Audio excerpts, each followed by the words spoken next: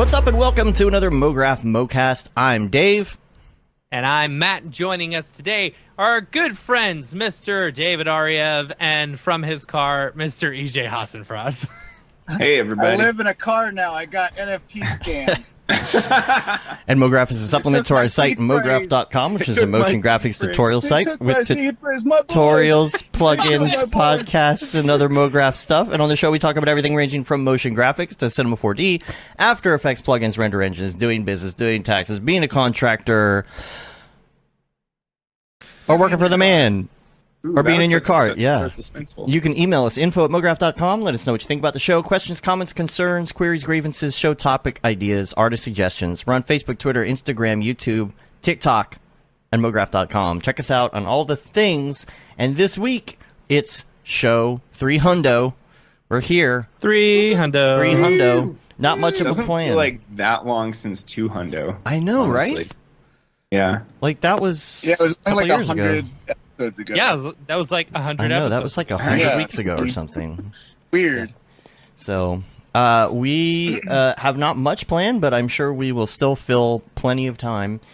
EJ, Yeah, I know, Billy. We didn't EJ even may make it come through and the go. intro. I know. And It's so off the funny rails at the because, beginning. we got like two seasoned veterans who have been on how many episodes, and they just talked over the entire thing. right? Yeah, well, this is what we do, especially on shows like this. It's just like, yeah, there's no plan. Let's just shoot the shit and make a giant You mess. know we're wild cards. I mean, come on. That's true. Yeah, we're very Wild disrespectful card. to I'm the the wild rules of the card. show at this Wild point card. because we're seasoned veterans. That's right. It's funny. I'm a seasoned veteran. I do what I want.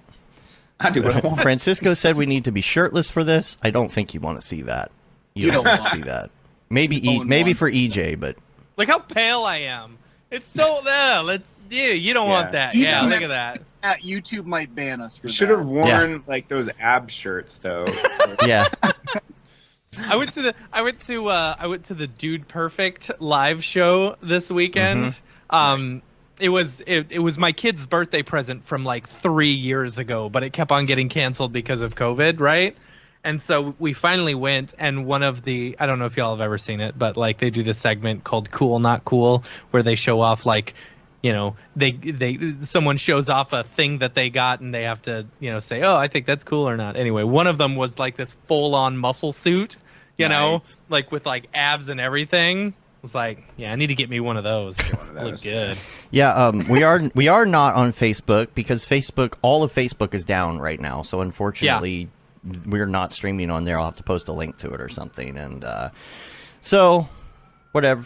If we do have a new graphics package for those of you who are actually watching. Yeah, it's beautiful.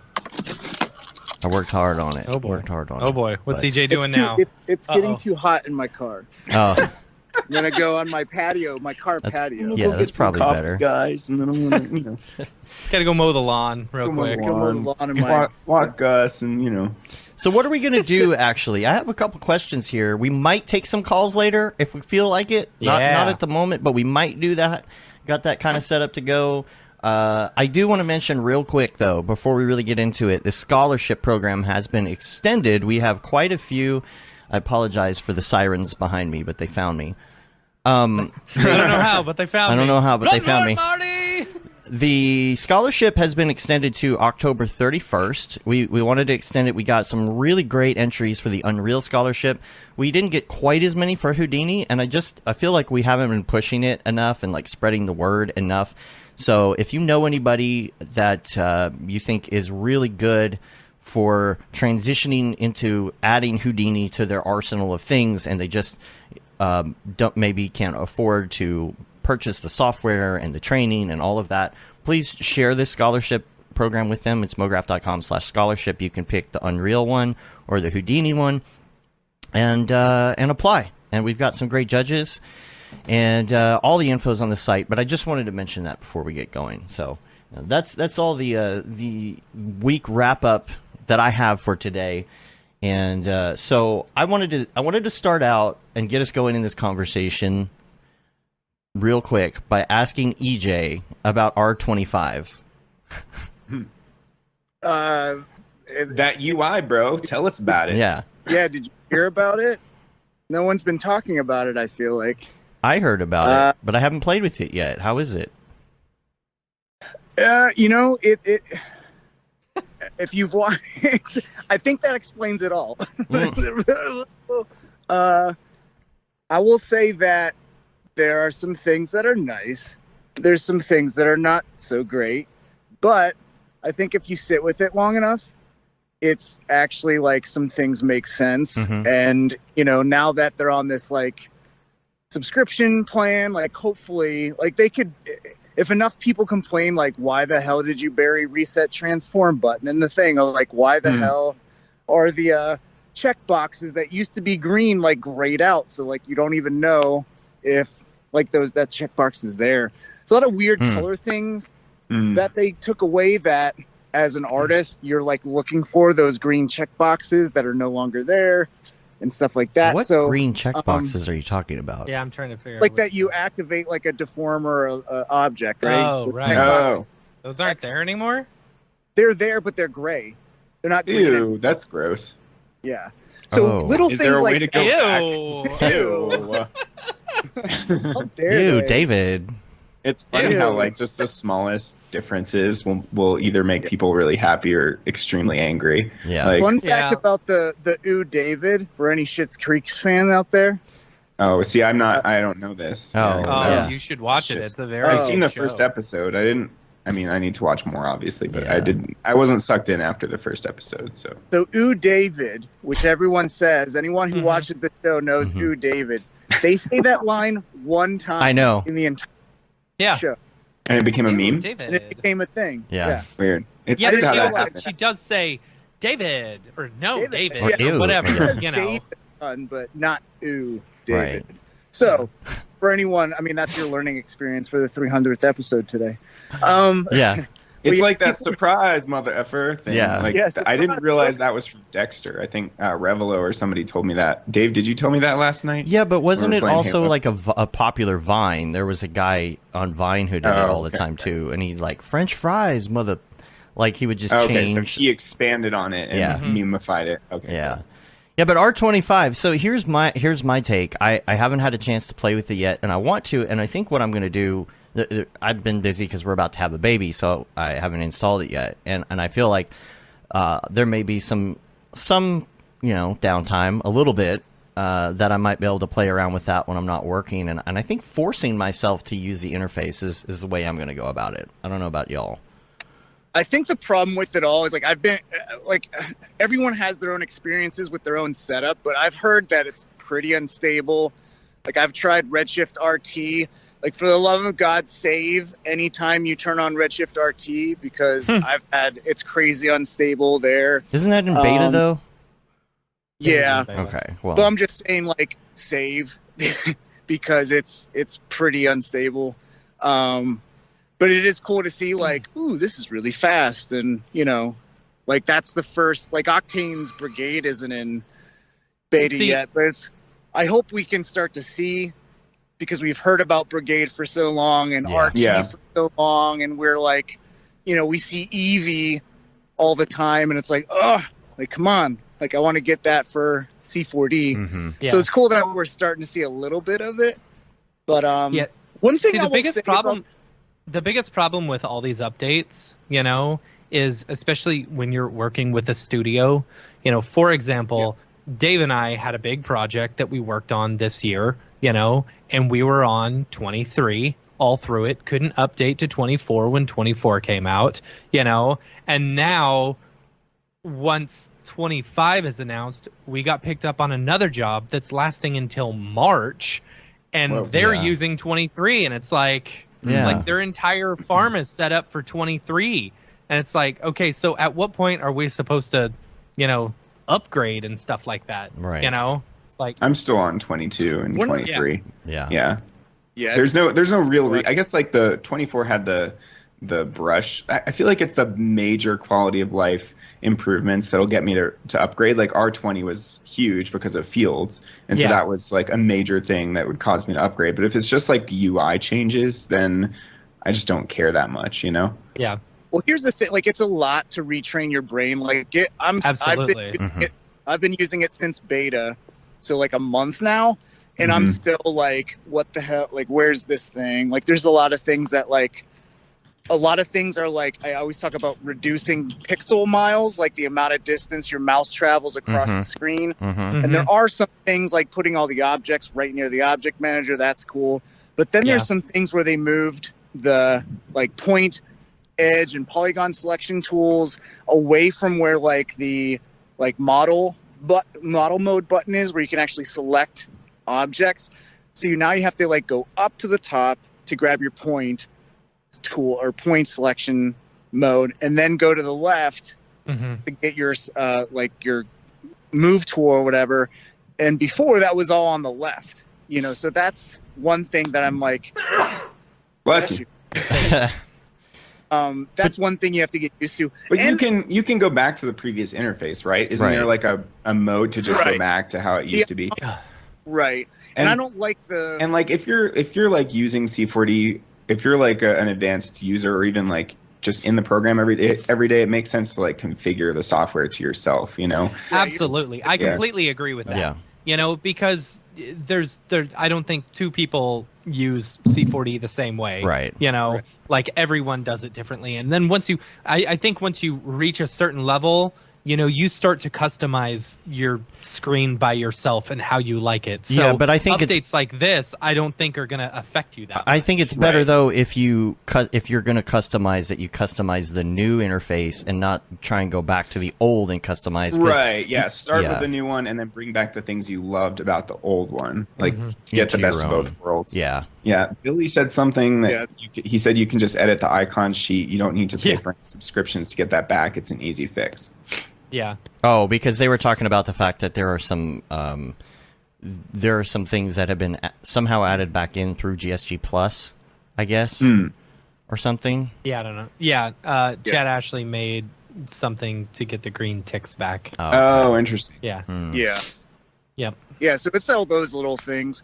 Also, like, I feel like we're gonna... I love Maxon, but sometimes they don't do themselves any favors by like not marketing the cool features very well. Like the track modifier tag, I think is like super cool.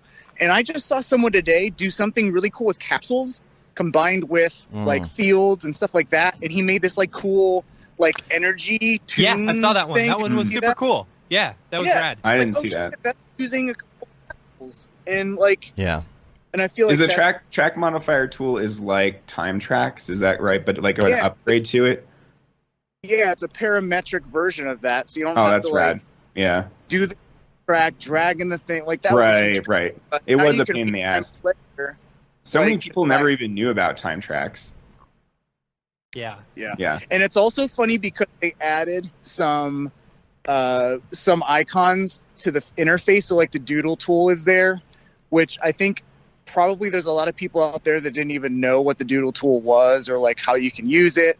And then there was also, they added the cappuccino button, and people were like, oh, I'm so glad and I saw some people saying like, oh, I'm so glad they brought back cappuccino, and I'm like, it's like it was always there. Yeah. So this is the thing that they said. The Powerball. Capsules and fields. Interesting. That's cool. But how is that different than like if you were on R20? What's the new feature that they're using to create? I think so it's capsule. Yeah. Right. Capsules is just the name of their like node thing, right?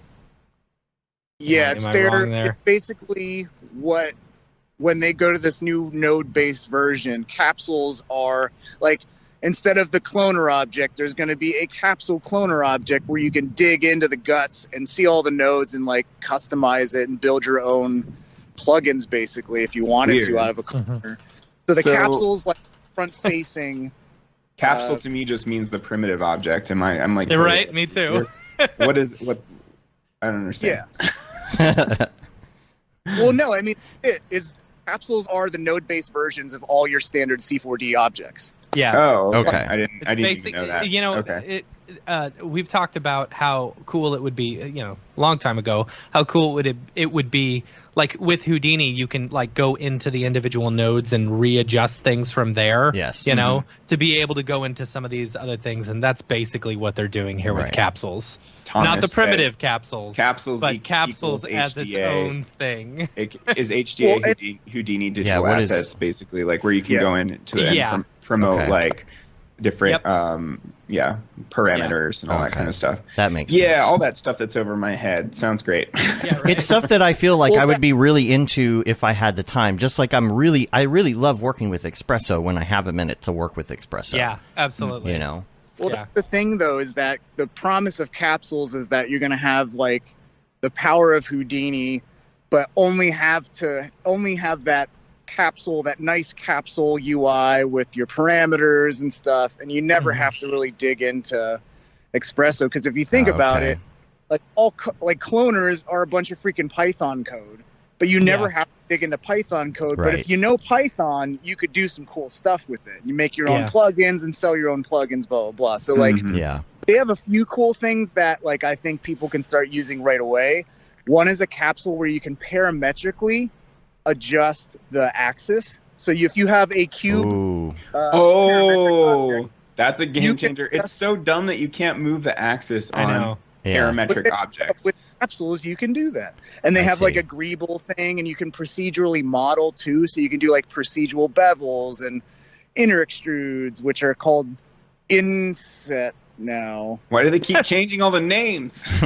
No, I don't know. I don't like what change. I mean, I'm still using hypernerbs over here. Yeah, come on. Yeah. That was a way cooler name anyway. Yeah. Come on, reset PSR. Now it's reset transform. I guess that makes more sense, but I mean, no, it doesn't. It doesn't. All I'll say is that when you use R25, the commander is your best friend, because you're like, where the hell? Go. But the thing is, you'll get so used to using the commander, you're going to stop using all the buttons. That's fine. What's wrong with that? There's nothing wrong with that. Yeah, I use it. Yeah, I use a bit of both. I buttons use are nice and satisfying to click. So Shift C all the time. Yeah. One of the most you know what they say? ABC. Always be Shift C in. Shift C. Yeah. AB Shift C. One of the most ridiculous. Let me say my joke. Let's keep interrupting EJ. What's that? It's the interrupting EJ. One of the most ridiculous things I've seen is people are like, "Oh, this looks like Blender now. This looks like Blender now." Which Blender you made also that looks joke. like, which also looks like Maya. No. It was a joke based off of tweets I was seeing. One person's like, "This looks like Blender now. I'm just gonna use Blender now." Like, but what? why though? Why? Because it looks like Blender. I'm gonna go use Blender now. Doesn't make sense. But okay. Yeah. Weird. I don't understand all the hate with. It's like Blender.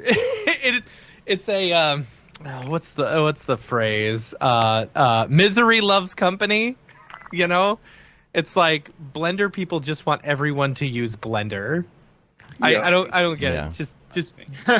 Just use what you like. Yeah. Why not? All right. You don't use Blender. Make sweeping generalizations about it's very very racist. No, I'm just saying. So I guess the general consensus for R25 is just dive in. Just do it. Just do it. I mean, the thing is, we're all eventually going to get there anyway, right? And we're all going to grumble, and I'm sure Maxon knew that was going to happen. We were all going to grumble about the interface, but here it is, and let's just get it over with, and we'll learn it, and then be fine. Because if you stick, go ahead. Small thing. This is a random bitch, but back in R20, when you hit the space bar, it used to switch back to the live selection tool no matter what. And just that small change, now it just switches between the two previous tools that you've used. But just that small change throws me so much, because now there's not like, that used to be my shortcut for the live selection tool. Right. But now it's like you have to go hit 9. Where the hell is that on the keyboard? All the way up there? No way. It's a lot of travel space. Left hand. Like, I put a lot of effort into making sure I don't have to move my hand at all. Yeah. It's the laziest, you know. Right. Shift C. Just Shift C. Yeah. Shift C. The He always Just Shift C live selection tool. because the thing about Yeah. like using R23 for now or whatever for now, which a lot of us are doing because we're working on projects, is that by the time we get to 25, and by the time some of the new ones roll out, 27 will be out. but you're yeah. going to need to know that interface by then. Like, that's why I'm saying just force yourself to do it. You know, do a daily on it and just get into it, and you'll get used to it. It's just like muscle memory stuff. It's like switching to Windows, you know? or mount Wacom, you know, like Yeah. I needed to commit to a Wacom for 2 weeks, and then I was fine. And Right. it was the same thing with 4D, you know. Right. This is Like so I funny. took a good 2 weeks working in it every day, and that's only when you can really. It's like even if you want to make a decision between Octane, Redshift, or Arnold, like you have to spend some good time with Right. it to really Mhm. feel for how it works, and then make your decision, not off of Mhm. oh, this looks dumb. This Yeah. looks like Blender. Yeah. Whatever. Like just spend some time with it. Yeah. Take it out on a date. Buy it a nice Mhm. steak dinner and never call it again. I like Ad Morris. Yeah, this is really comment. funny. Embarrassingly, Blender users are the vegans of CG. Or like I say, CrossFitters, you know? right. The cross. Yeah, know how you. It's a Blender user. They tell you. Oh, nice. Billy's got a fancy script that switches between live select and rectangle select. Nice. There you go. But yeah, he didn't. Yeah, he says he didn't realize that the change took place that I'm talking about with the just the simple spacebar thing. Yeah, that really. They added a cool widget to the UI that is actually the previously used tools. So that's kind of cool. What else?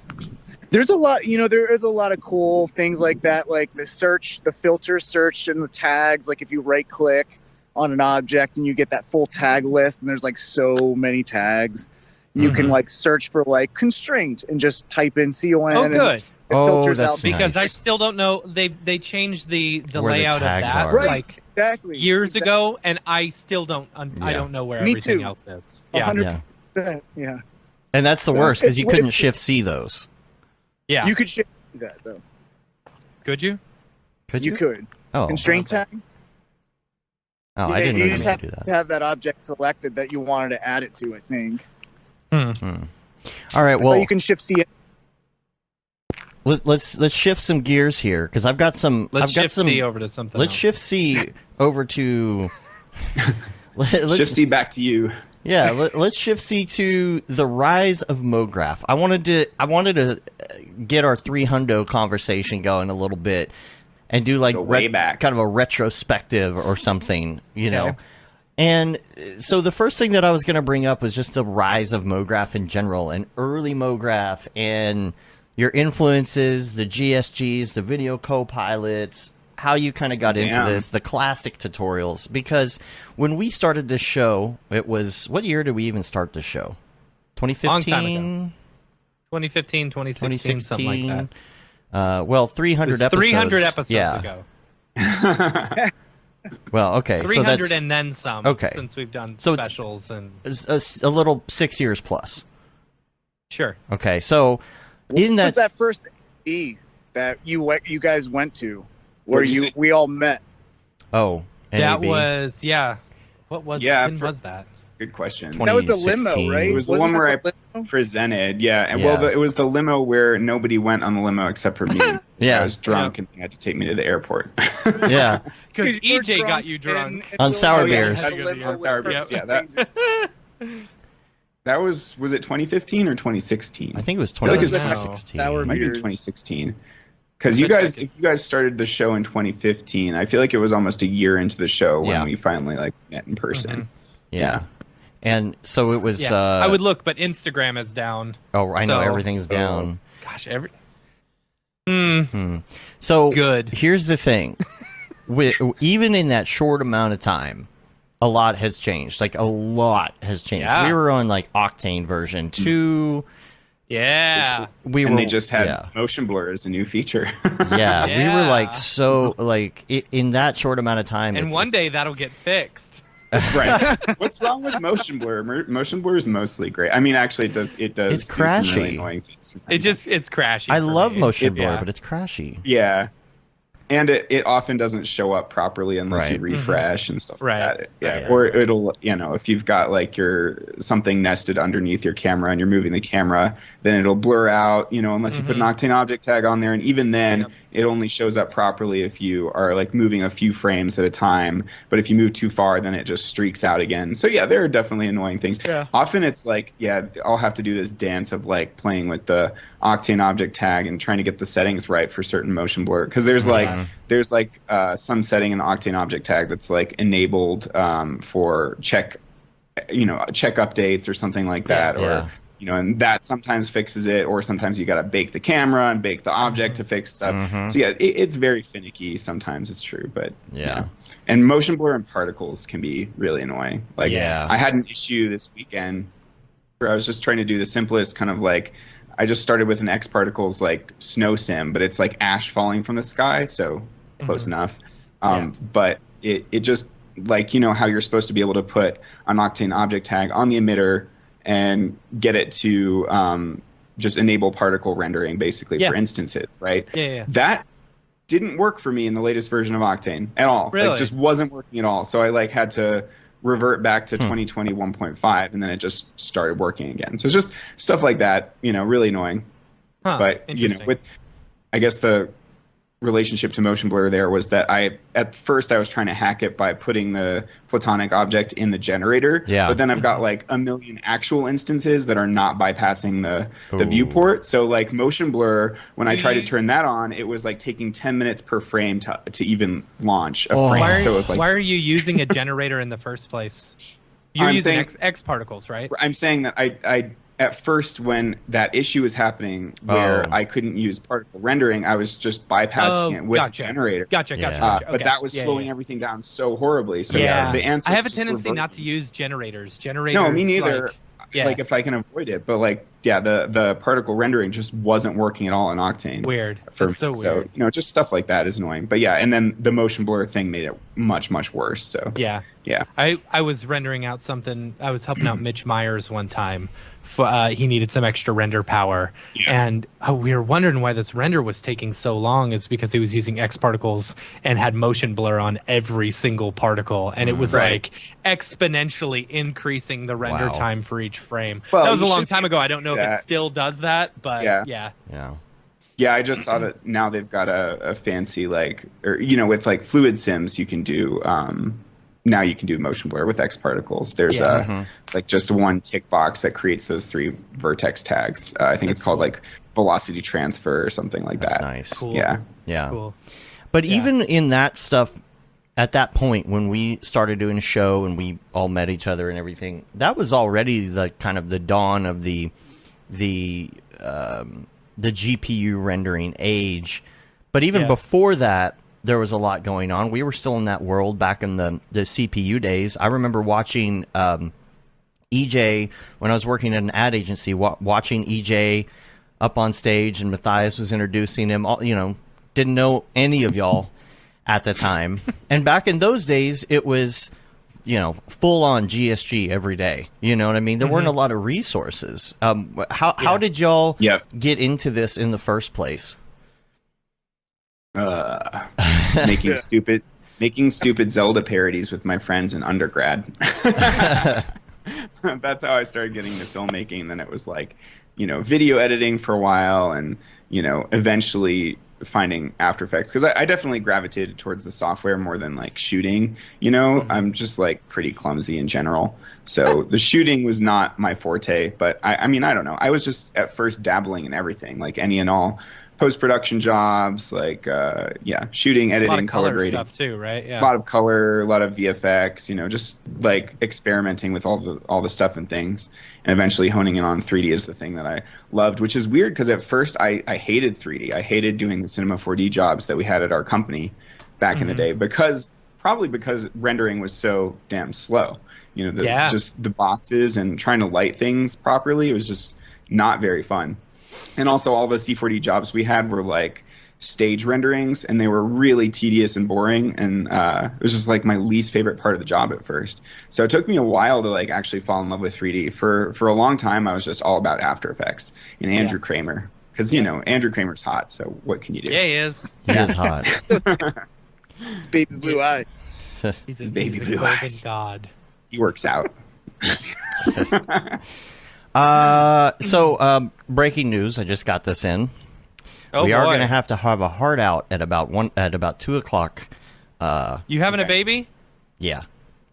Oh, So shit. 2 o'clock, we got to head to the hospital. All right. Yeah, we've rehearsed this by going in once before, so I think we got that part down. But yeah, Congratulations. Is thanks. it actually going to happen this time? Yeah, it's actually Right. going to happen this time. Fake No, out. just- Fake All out. right. Yeah, just the got entire time. just got word from Julie, but it's not. She's like, it's not a rush. They just said, get your things packed. So and that's like an hour and 20 minutes from now. hour and Yep. 20 minutes from now, we'll log off, and I got to head out. We're not so going to make it. All right. I mean, it's not. It's fine. It'll be fine. So Yeah, we need at Anyway. least 3 hours, though, Dave. I'm sorry, you can't go meet Yeah. your baby yet. well, we'll ask her if we have permission to go till 3. No, but I'm just kidding. no, it 2 will be kidding. fine. 2 will Hold be it fine. for an Yeah. hour. Yeah, No. can you hold it? We're on a Yeah. podcast. No, she's Yeah. not. She's not like in labor or anything. So it's Okay, this okay, is okay. like, get your stuff. Yeah, head I'm over. like, why aren't you like running away No, right it's, now? because it's a induction thing. They're like, it's not like her water broke and she's like waiting on me or anything. It's just Oh, the okay, doctor so- said, Could you wait a second? Yeah. Come on. I'm on Yeah, a show. this is the Yeah. 300th episode. Do you know how important this is for the entire You know how many Mograph times you community? have a 300? Do you know how much we prepared for this show? not at all. Yeah, that would be funny. I just kind of walk away with the box and y'all just keep going until the Yeah. internet goes out. Yeah. That's funny. Yeah. I'll have to make up my own Dorpy jokes. Yeah, I know. no. I got Dorpy Yeah. stuff planned Dorpy for. voice. You'll have yeah. to do the How Dorpy. bad will they be then? Yeah. Real bad. Live delivery stream. Yeah. That's funny. Oh god. Oh I'm man. sure Julie would love that. Yeah. All the cameras I got everywhere. You never know. It could be a call-in show. Get multiple people in. Name this one Maxon. Yeah. Yeah. Yeah, name Dave's next Baby kid. Maxon. Yeah. Baby Maxon. Maxon. It's a good. That'll be. I like that. Yeah, that's a good middle name. I like that. Yeah. That's a good man. Just name it. Is it? Yeah. Is, Not is that I it like. It's a girl. It's a like, girl. It's a girl. Yeah. Renderina? Rendering. Renderina. Mograph. Jules. Yeah. Mograph. Jules. Yeah. Jules Jr. What did See, he say? everybody would just think Jules Jr. is Jules because of Julie. Julie. Yeah. Right, but it's See, actually because of perfect. Jules. Perfect. Yeah. It works. Yeah, that's true. I could just pipe in Oh, my phone and just, live stream the whole thing. No Yeah. big deal. Well, you would, but Facebook Live's down, so Right? Oh yeah, That's Oh, true. yeah. yeah. That's true. So Do it's, it. none of it's real if it's not on Facebook. So Right. Yep. yeah, reality is gone. All right, so let's talk about the Maxon. Maxon said, I wonder who is Maxon right now on YouTube, because they said we vote Baby Yeah. Matthias. Baby Matthias. Yeah. Isn't Maxon usually Kevin? Yeah, it's usually Kevin. Yeah, right? but sometimes Kevin gets on to talk. So I Yeah. don't know. I don't know if he's flipping back and forth, or if it's that's Rick, hilarious. or maybe Maxon it's Rick, or maybe it's Paul. Matthias. Might be Paul. Maybe Yeah. Matthias is like, Yeah. we vote Baby Matthias. Baby Matthias. I'll just have to tell her that everybody is. I everybody's second voted. that vote. For Yeah. Baby Yeah, Matthias. Matthias, yeah. Yeah. Just don't let Kevin do it, because he'll name it some like NFT project he's shilling at the time. Breaking Bad or The Wire. Name it Sweater Rats. NFT. Yeah, it's Yeah. sweater rats. All right. So on that note, what we were talking about earlier in the Rise of Mograph, I also wanted to talk about like networking and why it's important, and kind of do that in telling about how we all met each other, because we met kind of different ways, I guess. Like EJ, we talk. I mean, we know how David. We know how we met. It was through the we've show. told this story. We owe all of our success to David Ariew. That's true. 100%. That is true. That is ridiculous to say. that is true. You guys are sweet as always, but I don't know. Because you were the one that was like in. If that's true, then I'm going to say I owe Yeah. all my success to EJ, because EJ got me so many hookups. He connected me with School of Motion, boosted me with his YouTube channel and suggested I do Octane tutorials. Like, I wouldn't have very much of a social media presence today if it weren't for EJ. So there you go. You can all Pass. kiss my feet. No, I was kidding. all owe EJ. This is all because of you.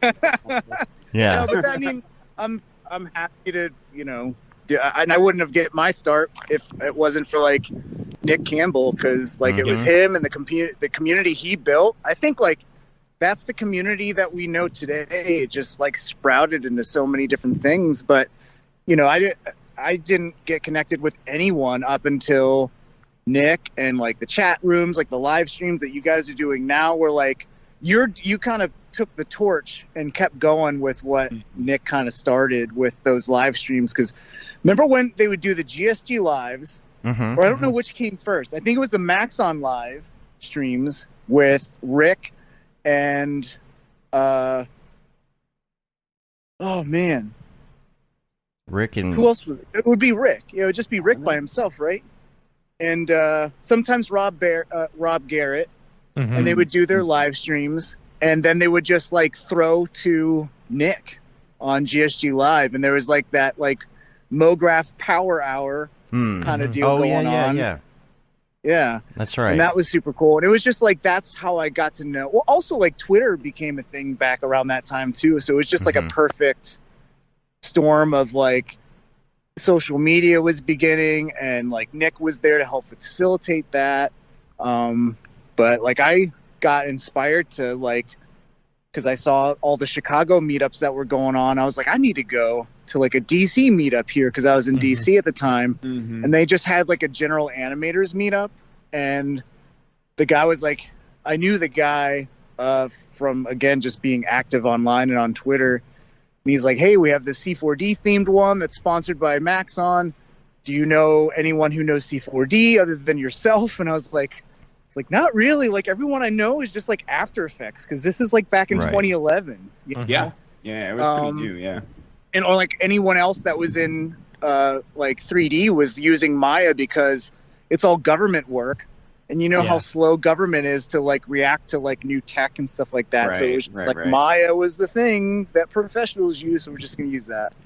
And like really Mograph and C4D didn't really get popular until what, 2010? Yeah, that's when I started. I got into it around 2011 myself. Yeah. I mean, that's when I started my whole. Which one was the easiest one to steal online? That was what I got into. Yeah. The funny thing is that when I pay for it now. Yeah. Just to, Me too. When I've got 4 licenses. I'm legit now. Yeah, we pay for everything I now. have 2 X Particles licenses. Yeah.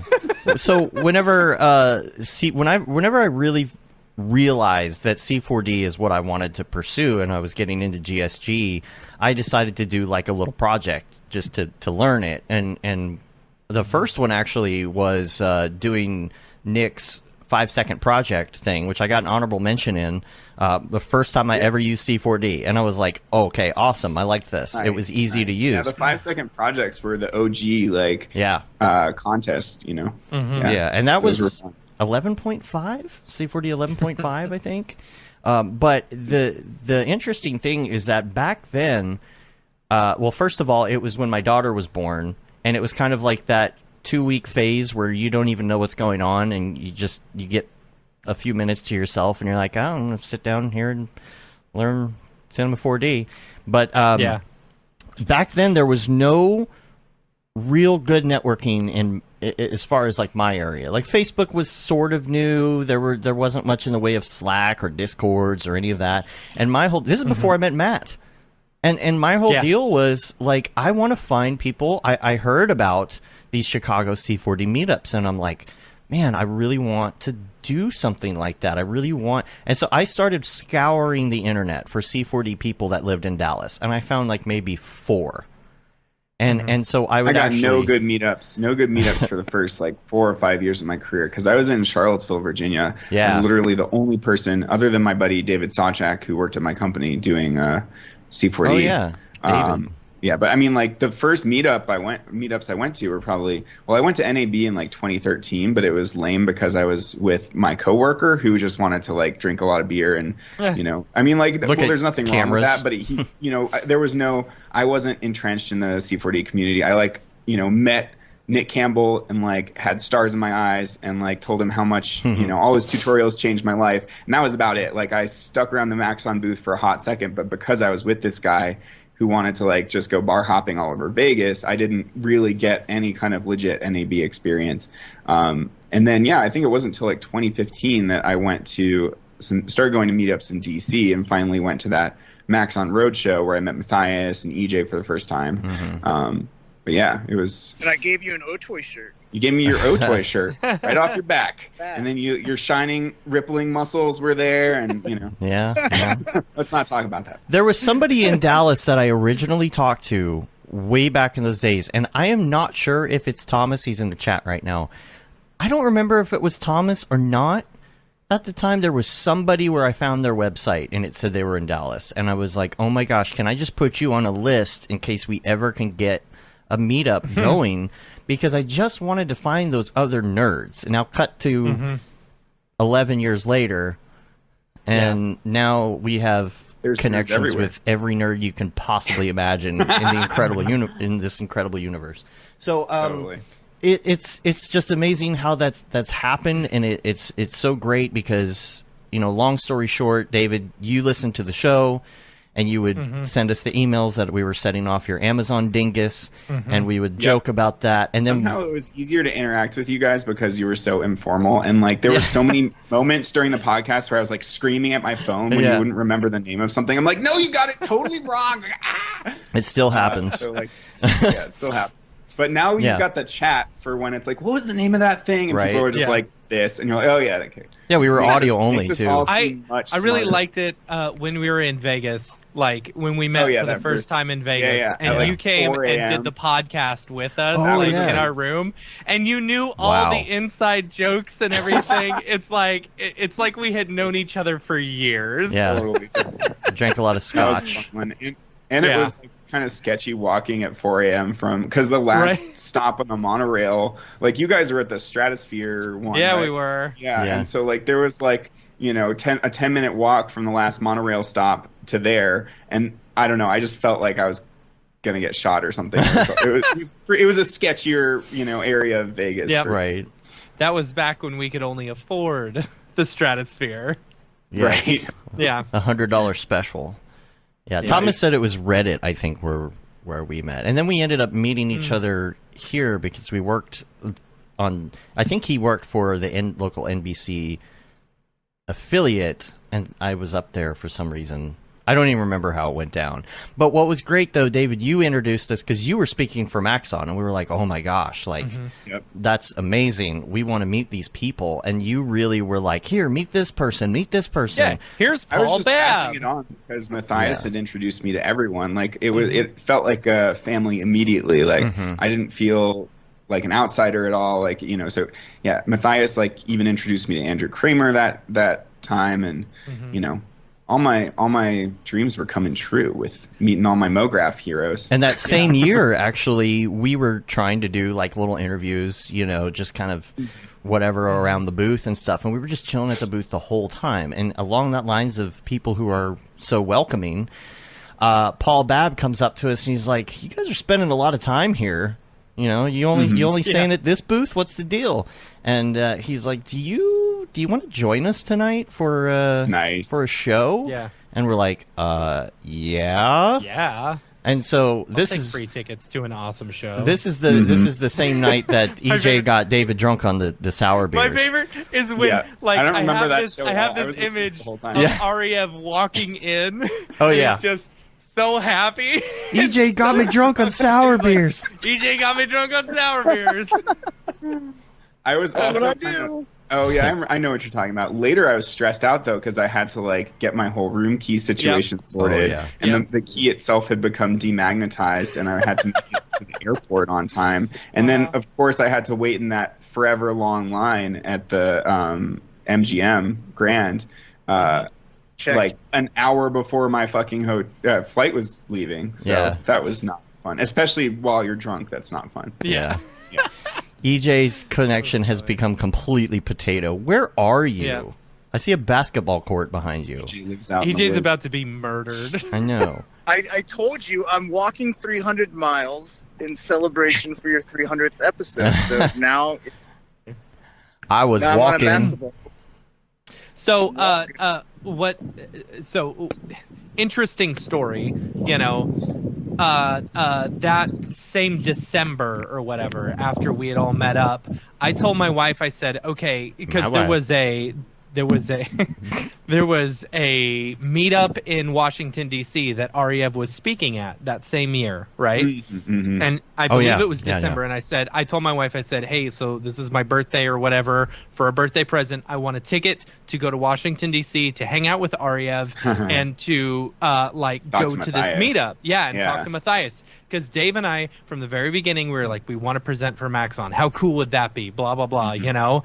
And so I went there with the goal, the 100% goal of getting us into presenting for Maxon. And sure enough, hung out with Matthias. We all hung out. We had a good time. And that very next NAB, you know, we were presenting for Maxon, which was awesome. Yeah. A lot of fun. I have a question for y'all. So classic tutorials. What is your favorite classic tutorial? That's a hard one. That's a good one. I love the face warp one from Andrew Kramer, the demon face. Yeah. That's classic. You can't that. go wrong with that one. That's a good one. The crumble one from Andrew Kramer is really good as well. That's a good one. I like that one. Fly from space.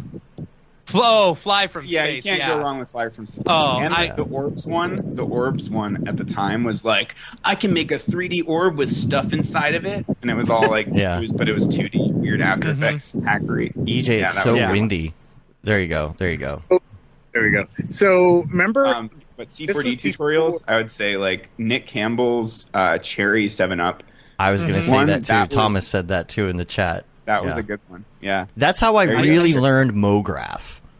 Mm-hmm. Yeah. The Vimeo one for GSG, that was one of the first ones I did that is burned into my brain. The what? Was that that was tracking a scene and then putting the Vimeo logo in it. Oh, okay. What about you, EJ? remember, like, I'm gonna throw it even back for video. Mimby? What? Mimby? Keep going. Why are you interrupting me? That's so rude. I think you've just got so much of a lag that you don't realize that we're just talking with you. Yeah, there's a delay. We're not talking over you. We're talking with you. But remember ayato.web or ayato@web? No. Search for it. It's still up. So Ayato, A-Y-A-T-O. This gonna get my seed phrase hacked? No. Yeah, I know, right? Maybe these days, you never know. So yeah, there's a password. Just enter in your seed phrase. It'll show you the details. Hello, I am customer support. You will input seed phrase. Sure, I help no problem. your MetaMask. Yeah. MetaMask.net. Just enter seed phrase, no problem. NFT mint you. So this thing had like how to do like really good trap code shine and like star glow and like all the stuff because or like trap code stroke, like the stroke 3D stroke effect. 3D stroke. Yeah, because like my very first job was broadcast news, so like all the like shiny glow strokes and star wipes and light wipes and stuff like that. That was there it is. Oh my goodness. And like the panel wipes, like this was like the holy grail of I never knew about this. News motion graphics kind of broadcast design. Broadcast graphics, yeah. Ooh, so like that was a site where I'm like and they're like if you click on I hope they have the quick time. It is so windy where you're at right now. Sorry. Sorry. I love that There you it go. says After Effects 5.5. Oh yeah. Yeah, I love it. with That's better. the radio. Oh, another classic one for me. This was a course. Gareth Edwards' After Effects course was pretty fucking incredible. Yeah. And that was for FX PhD back in like 2010, 2011. FX PhD was my jam at the time. I did that for years and spent way too much money on it. And I even got I think like a dozen Houdini courses. I was like addicted to buying courses, but then I would never watch them. Like I didn't watch a single one of the Houdini courses. I'm like, I'm going to do this. I'm going to get to this. I'm going to become the best VFX artist ever and learn Houdini. And this was back in like 2014 or 2015. And yeah, so. Gareth Edwards was the biggest influence for me. Yeah. For like VFX and stuff. Yeah. Because he, I saw him speak at NAB, for Adobe, and there were like 7 people in the audience. Me and a buddy of mine were 2 of them, and like who knew that he was going to go on to be this powerhouse, which is crazy. Mm-hmm. So what are your influences now? Like, where do you think everything is going forward? Like, who are you watching now? Who are you listening to? Are you watching tutorials? Not enough. I'm starting to get back into it. Yeah, it's been too long. Ever since the beginning of LCR, where I had to make a course, I stopped watching courses and tutorials. But I'm finally getting back into it, starting to learn some new things. Yeah, I look to a lot of different sites. School of Motion's obviously great. Learn Squared. Sorry. And then Mograph Mentor's got some really nice courses, like the Paul McMahon, stylistic modeling one. Paul's great. Obviously you guys have got some really badass courses coming up. But yeah, I'm most excited about getting into Unreal and, what else? I don't know. Houdini? Unreal, probably. Are you going to do Houdini? Houdini. I am. I don't know when I'm going to find the time, as I've always said, but it's definitely something I would love to do. I think my goal right now is just to make enough money that I don't have to take on any jobs for a while. Yeah. Like even NFT jobs. Like I'm only doing NFT jobs right now. I'm full time on NFTs. I actually tried to do a job for Zed, and I ended up bailing after a week because the NFT scene was too distracting. I was like, sorry, Gabe. Yeah. I was going to say, did you pass it off to Gabe? No, well, Gabe is the one who hired me, and I passed it off to Mark Thorson, actually. Gotcha. But I did like a week's worth of work, and then they fully changed directions. And at that point, I was like, you know what? This is I'm making so much money on investments that this doesn't really make sense right now. And I could be making so much more money on NFTs. It sucks to say that, but Gabe gets it. Like he's made tons of money on NFTs as well. So but it's weird. It's weird that it's like new career. Who dis? And hard to go back. I don't know why I went on that rant, but I want to when we get to NFTs, I definitely want to talk about that investing stuff too. Yeah. Oh boy. Who just somebody hit a button and messed everything up. Literally. I'm in a. Was that you, EJ? EJ, What did I do? you hit some sort of weird together mode. I'm gonna go back to grid view so we get you back. There we go. Mograph Purgatory. Mograph Purgatory. That's So funny. wait, did that just change it on the live stream as well? It made all of the pictures go away. It's fine now. No, it doesn't show that on the live stream. It just loses everybody's input.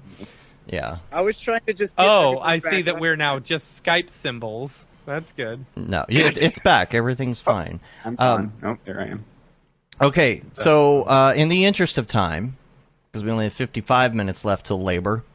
Labor. I wanted to first, before we get to the drop, I want to talk about some of the links that David that you sent. You've got quite a few of them here. Well, 1, 2, 3, 4, 5, 6, 7. But you said you don't have too much to say about them. But I do want to bring these up. Yeah, here. let's look at them anyway. They're cool. Yeah. Let me go back to my chat so I can get on the same page with you here. The first one, it's this Vimeo. I'll make sure I mute. Yeah, this Foundation main titles. Yes, Foundation main titles. Tell us about this. This is a show based on Isaac Asimov's books. and I've been enjoying it. It's not as good as I hoped. It's a bit cold, but it's beautiful to look at. This main title was done by Imaginary Forces, and it's it's not like by any means revolutionary, but the particle work is gorgeous. Beautiful. I'm assuming it's all X particles. And I love glitter particles like this. Right? There's like some different ways to do it. Like I think one of the best ways is just having variation in the brightness. Just like have certain, like just with a gradient, have only a small subset of the particles that are much brighter than others, and that kind of creates a glittery effect. Or with specular, would increasing specular? Yeah, on some of them? specular, exactly. Yeah. Putting some random color in the specular, but limiting it to only a few particles so that there are just a few that stand out as really glittery. Yeah. And then other things you can do, like I've actually made glitter before with X particles by just, creating discs that are spinning. If you get them spinning, then they will, and they're very reflective, then they'll reflect the light at certain angles as they're spinning, so that'll look like glitter as well. But here, I'm not sure that they're doing that. I think they just have some particles that are much brighter than others to look as if they're catching the light when they're not necessarily actually catching the light. That shot where there's the flag waving and then the particles coming off of that was gorgeous. Yeah, and then the other cool thing is that how they're just like covering all these objects in those same glitter particles too creates a really nice look. So some of them are like just emitting from the the object, and then other and then they're also covering the objects themselves. So it's just like total glitter particle. The thick glitter, like it's just that super dense glitter is just gorgeous. Yeah. Oh yeah, there's some big THICC. chunks falling off. I see what you're saying. Thick. Yeah, there's probably a lot more to it that I'm not even thinking of here. It's a gorgeous sequence. All right, what do we got next? Block 170. Oh yeah, so this is like some. I think my buddy Rob Hales showed this to me. This is some like Bitcoin inspired art, but the cinematography is really gorgeous. The color scheme is amazing. There's tons of volumetrics and like very vast environments. Super impressed by this. I love the little like kind of light up like data matrix, like data going through some of the characters, and lots of great ZBrush sculpts, it looks like. And it's really cool. I think I'm guessing there's a lot of the Vitaly Bulgarov mega structures elements in here. Kind of looks like that design language to some extent, but a lot of this is like very unique and custom. I love the like towards the end there's some titles, but they're like just kind of lit up by a single shaft of light. Which I think is a really kind of classy way to do titles. I think it's getting lost in the compression, but it looks like there's a very cool looking layer of grain on this as well. Yeah, there's a lot of subtlety here, and lots of like little floaters and volumetrics in every shot. All the thing, just basically ticking all the boxes. Adding all the bells and whistles to really make it feel alive, even when it's just a static environment. Super pretty. And then I love the animated shadows is a really nice touch too on some of these shots. And there's this one called Irradiation. Oh, irradiation. Or sorry, irradiation. Out of my goodness. Out of all the links, if you're gonna watch one, watch this shit. It's a 10-minute short film by Sava Zivkovic, and I'll give away the secret. It was all done in Unreal, and it does not look like that. And he did this whole thing in 4 weeks. I mean, the bulk of it. There was some like prep, but the bulk of it was created. Like all of his work in Unreal was in 4 weeks, and it's like one of the best short films, by a solo artist that I've seen. Can we get a Rococo suit? Right. I kind of want to, just to play with it. He had a full motion capture stage. That's the one thing. He has access to a legit motion capture stage, so that makes the process so much easier. Yeah. But like, what's even better than this video itself? So the short film is amazing. The story is gripping. I believe this is unreal. This is unreal. But even better than this is check out the irradiation process in your free time. That's the next link here. And he breaks down and like explains what a game changer this is for digital cinematography, especially. Like he is even more than me, like a legit cinematographer. And nothing but respect for Sava, but he like really makes the strongest case I've seen for switching to Unreal and getting into all this new technology because of how much it frees you up, how quickly you can art direct and change things around. And I think Unreal has a lot of fancy features too for like weather systems and all sorts of other, like, I mean, part of me is like, well, I'll wait till the brigade because then that's basically real-time rendering. But at the same time, Unreal has a lot of other things like scattering nature systems and weather systems and all sorts of stuff that you know, makes certain things a lot easier. But have you ever tried to set a keyframe? What's that? Have you ever tried to set a keyframe in Unreal?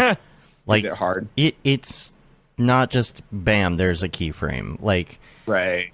I'm sure there are a lot of things that are really, really annoying. You know, it's completely different software from C4D, but it's something I really want to get into because everybody's going to be using Unreal in the near future. Yeah. Well, Dave, you crazy. played around with the new S24 stuff, like the placement tools, because that's like. No, I haven't yet. But that is it the scatter pen? Yeah. Like Winbush was saying, like it's actually really good. Like it's on par with the Unreal version. Sweet. Yeah, I would check that out. Placement tool. Okay. But yeah, I always wondered, like, does it actually scatter? Like, so I mean, you can't use that in Octane Scatter, but I mean, would it work for Redshift? Like, you know how Redshift has matrix scatter essentially. Does it work? Is it actual geometry you're scattering, or can you scatter just like? You can do like render instances and all that stuff. Because at some point, even with render instances and a cloner, that just starts to bog down so fast. You know, it's you can't go beyond a certain number of instances. You know, if you want really huge, complex scenes, it's not as if you're going to be able to paint in all of those trees manually easily. I mean, you can use vertex map. I guess the best way is probably using vertex maps or something like that, or like, you know, polygon selections and whatnot, and all the classic like noise techniques to limit where those instances are. But I think it would be nice to just be able to like in Unreal, you can just go through and paint all that stuff in, even with like millions of instances, you know? So, yeah. Yeah, it's one of those things where it's like not a cloner, it's like a scatter object. So I don't know if it works any differently from a cloner, but it is pretty cool because you can scatter and then you can go in and edit. So like you can delete individual things and like paint more on. Right. Oh, that's cool. Yeah. You know, I'll definitely check it out and probably start using it. But yeah, check out this whole process video. It's gonna blow your mind, like guaranteed. And then you got that's cool. 0110. Yes. Have you guys covered this before or no? This is I haven't heard this. Okay, this is Taehoon Park. He did the Dreveler short film. He works for Elastic. He's one of my top Mograph artists ever. He's incredible. He worked for this I think for like maybe a year on and off, or maybe less. It's kind of like Blade Runner inspired. The cinematography detail is just, it's amazing. I don't know what to say. Just watch Octane? it. Yeah, it's Octane. Yeah, it's pretty. You know, this kind of stuff just makes me want to quit. Like the shot at 109, where the ripples on the glass that it's passing are like distorting the vehicle. You know, the face shield, all the character looks freaking incredible. Wow. That's cool. Yeah, it's absurd. Wow. And his title treatment at the end is freaking badass because it looks like so go to like 1:59 or 2 minutes. It looks like this pillar box is coming in, and then as it goes, you see that it's not actually just a pillar box. It's the titles coming in, and that's the 0. So it's. Oh, I see. Yeah, it's the O. Oh. It almost looks like OIIO, but it's 0110. But it's like that's such nice design. What's the significance of the type? Is that a binary? Just binary, yeah. I don't know exactly. What is that in binary? No, it's like a Zoidberg face. Hooray! I'm useful. I am useful. I'm useful. That's funny. And then what else? Some of these like the volumetrics and some of the POV shots on the craft are so amazing. Now I'm actually assuming it's Octane. Oh no, it's Redshift. I lied. I'm like, man, there's a Liar. lot of. He used to use Octane, like he did Dreveler and Octane, but I'm like, man, there's a lot of volumetrics in this that look really clean. So that makes sense that he went for Redshift on that. Yeah. Now, your other links I'll bring up in the NFT segment because they're both NFT related. So yeah, and there's one at the bottom. Oh, the other as one. well that's NFT. Yeah, it's called the Surreals. Yeah, I got it. Yeah, cool. We'll bring that up too. DJ's phone's about to die. What's going on? Your phone about to die? Yeah. I got 5%, so however long that. Oh, yeah, you should go. Yeah. Well, should it's a good transition to the NFT section. Yeah. Yeah. We'll do that. I got nothing to chill, so. You got DJ what? has some things to say about NFTs. He did a drop Oh, you recently. got some things to shill? Yeah, he did.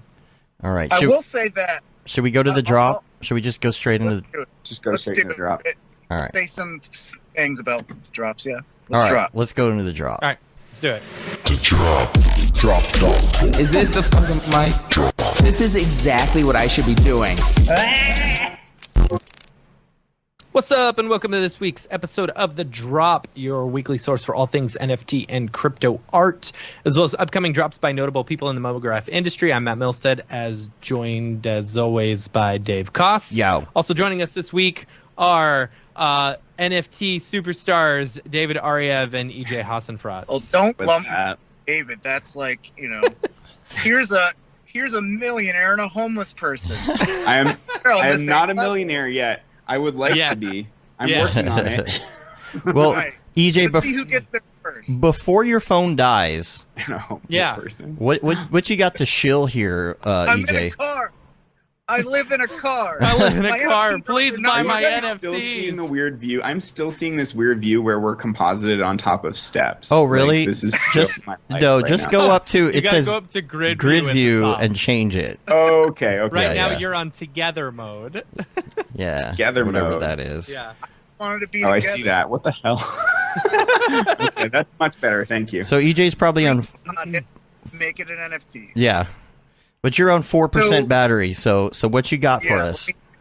Okay, so I'm sure it's something everyone's already heard of before, but the Mechaverse looks like the Oh, coolest yeah. freaking NFT collectible series I've ever seen. Mhm. Yep. Dave mentioned it's actually dropping Wednesday, where they're It's doing dropping on Wednesday. Just like it's so basically what it's going to be a raffle to be able to buy into the project, and I think the limit per wallet is 2. So as that's last I heard. But yeah, there's so much hype around this project that if they didn't do a raffle, it would be the most massive gas war of all time, and there's no way you'd get one unless you're a whale that's spending like thousands and thousands of dollars on gas, if not more. To be able, and even then, it's a risk with gas wars. You can easily get hurt in that the transactions can fail, but it keeps your gas. So you could spend thousands of dollars and it still won't go through because it would sell out so fast. So it makes sense that they're doing a raffle. There's been a lot of different techniques to mitigate gas wars recently. Some of them are like Dutch auctions, where they start at a price of like, the high price. For instance, Yakuza Cats is one I was trying to get into. And they did a Dutch auction that started at 0.83 ETH and went down to 0.083 ETH. As people buy it, essentially, like the first people to buy it have a guaranteed slot, but it costs way more. And then as it goes down, more and more people start buying in because they want to get those lower prices. So it doesn't necessarily even hit that target of the 0.083. It seems to me like the like offering it that way, there should be some sort of like high rarity that comes with those higher prices. Yeah, you know that's what I'm not how saying? that works, unfortunately. See, that kind of sucks. I would much And- rather pay the higher prices for the more Like, rare assets or whatever. Right. And the Mutant Ape Yacht Club did a Dutch auction successfully. I think Gary V's Project V Friends did a Dutch auction. So those were working at first, but with this Yakuza Cats one, it still triggered a massive gas war at the end when everyone's trying to buy in at the lowest price. So there was actually a tipping point where like probably at 0.12 ETH or something, it was like you could actually buy one for like $500, but then anything lower, it like skyrocketed up to $1,000. It's like the NFT itself only cost 200, but gas was like 800. So that's a huge problem. And there are lots of solutions. Like Pac did an amazing thing with his Lost Poets drop, where he sold 64,000 NFTs, $70 million sale. I think he's doing better than Beeple at this point. But he did this drop, and he used a new, I think it's ERC 1155, or I don't know the ERCs, but some new type of contract that allows you to bundle items together, so people could mint as many as they wanted, but just for one gas fee. So it looked on the blockchain as if there are way fewer being minted. So there were no gas wars for that. It cost me like $30 to mint 12 of those. Yeah. So yeah, they're different. They're just different techniques moving forward to mitigate that kind of thing. Anyway, it's okay. I recently, Bone World dropped last week, which is pretty cool. I haven't seen that one. Is that an Ethereum or what blockchain? It's Sol. Oh, it's a Solana NFT. Solana, okay. Yeah. Those are blowing up recently. There's a lot of I wasn't too sure about it because so we bought the Visitors a few weeks ago. We talked about that. Visitors were a pain to try and get, and a lot of these Ethereum ones, because for example, I've got to transfer money from Coinbase over to a MetaMask wallet, and then that costs gas fees and stuff like that, and then you've got to purchase it, and that costs gas fees, and it was such a pain. But man, when I bought the Bone World stuff, I threw some money into Coinbase, which was cool. Coinbase took it immediately. It didn't take it out of my account, but it gave me it immediately to be able to trade, which was awesome. So I converted it to Solana for next to nothing, then transferred that over to a Phantom wallet for next to nothing, and then was able to purchase something. So it didn't cost me an arm and a leg. Right, that's true for any of the proof of stake networks. Solana's a good one, Tezos, Cardano is starting to get NFTs as well. So those three all are proof of stake, and so they're much lower fees. And Polygon is another big one. Polygon actually is an issue right now. Well, Polygon was what I had to buy the Visitors from, and it was a pain in my ass. Oh, weird. To try and get that all converted over. Polygon it literally took 28 hours for me to transfer something from one thing to another, or That's something bizarre. like that. Yeah, it was awful. Yeah, I only have Ethereum NFTs at this point. I still haven't gotten into the Tezos and Hic-et-Nunc stuff, or Solana, or Cardano, or Polygon. Polygon NFTs are constantly airdropped to my wallet. When you have more NFTs, you start to get all these rando airdrops, and those are actually all spam NFTs. And never, if you see a Polygon, this is kind of maybe a generalization. Sometimes it's legit, but so many of those are scams. It's a new scam going around where if you try and sell one of those Polygon NFTs, your wallet can actually get hacked. I don't understand how it works, but generally, if you receive something that you're not aware of, and it's the Polygon ones have this little chain link icon in the bottom left. I just hide all of those in my wallet. That's how I'm dealing with it right now. Oh. You can click them on OpenSea and just hide them. You can't burn them. I just airdropped Polygon one drop. Oh, I saw that. Oh. Okay, well, I'll unhide that. I wasn't sure if that was legit, so that's one that I did hide. I didn't even know that was a thing. There's spam NFTs and stuff like that, because apparently, you can get hacked from these if you accept them and all that stuff, and it's it's not if you accept them, it's if you try to sell them. If that goes through, if you actually do sell them, there's a way that people can hack into your wallet, and I don't understand how that works. But it's scary because every day there's some new scam. I've been scammed already twice in a small way. One time I stupidly bought it's always when you're moving fast, when you're trying to get into the hype, right? So there was one where I was actually part of this project called Playing Arts, where it's 55, cards, and each one's a different artist. That one was cool. I saw that one. Yeah. I gave them an NFT that worked really well as the Three of Clubs. So, one of my mirror boxes is one of those cards. So I was I did not expect that one to sell out so fast. It was crazy. But I was trying to, I forget what I was actually talking about. Oh, yeah. So I was trying to buy into the project after the fact, because I stupidly it's I'm part of this project. I had access to the pre-mint, the early release window, and I was oh, this isn't going to sell out. This is not going to go fast. And of course it sold out in the pre-sale.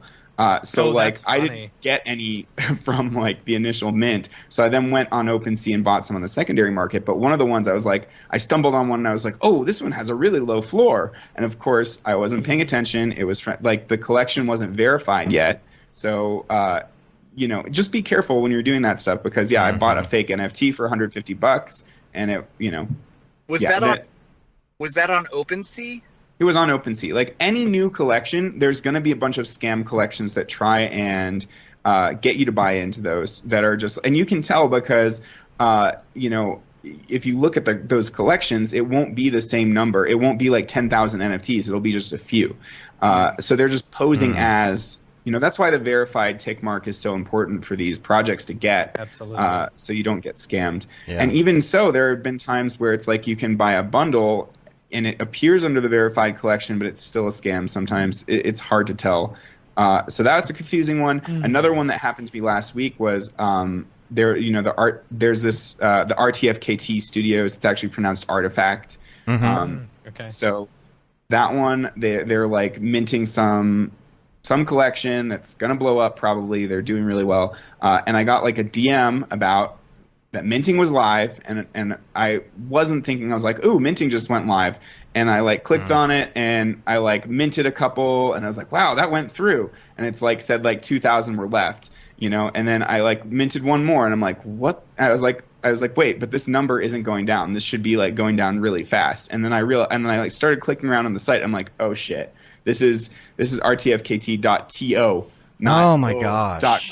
So of course, like never anything that's coming into your DM. I get like now I'm getting like probably 50 DMs a day on Discord that are spams. Why don't you turn that off? Yeah, you can turn it off. Turn what off? Turn off your global DMs. Yeah. Like because people actually DM me sometimes that are legit that I need to talk to, so I can't just. And you're not friends with them.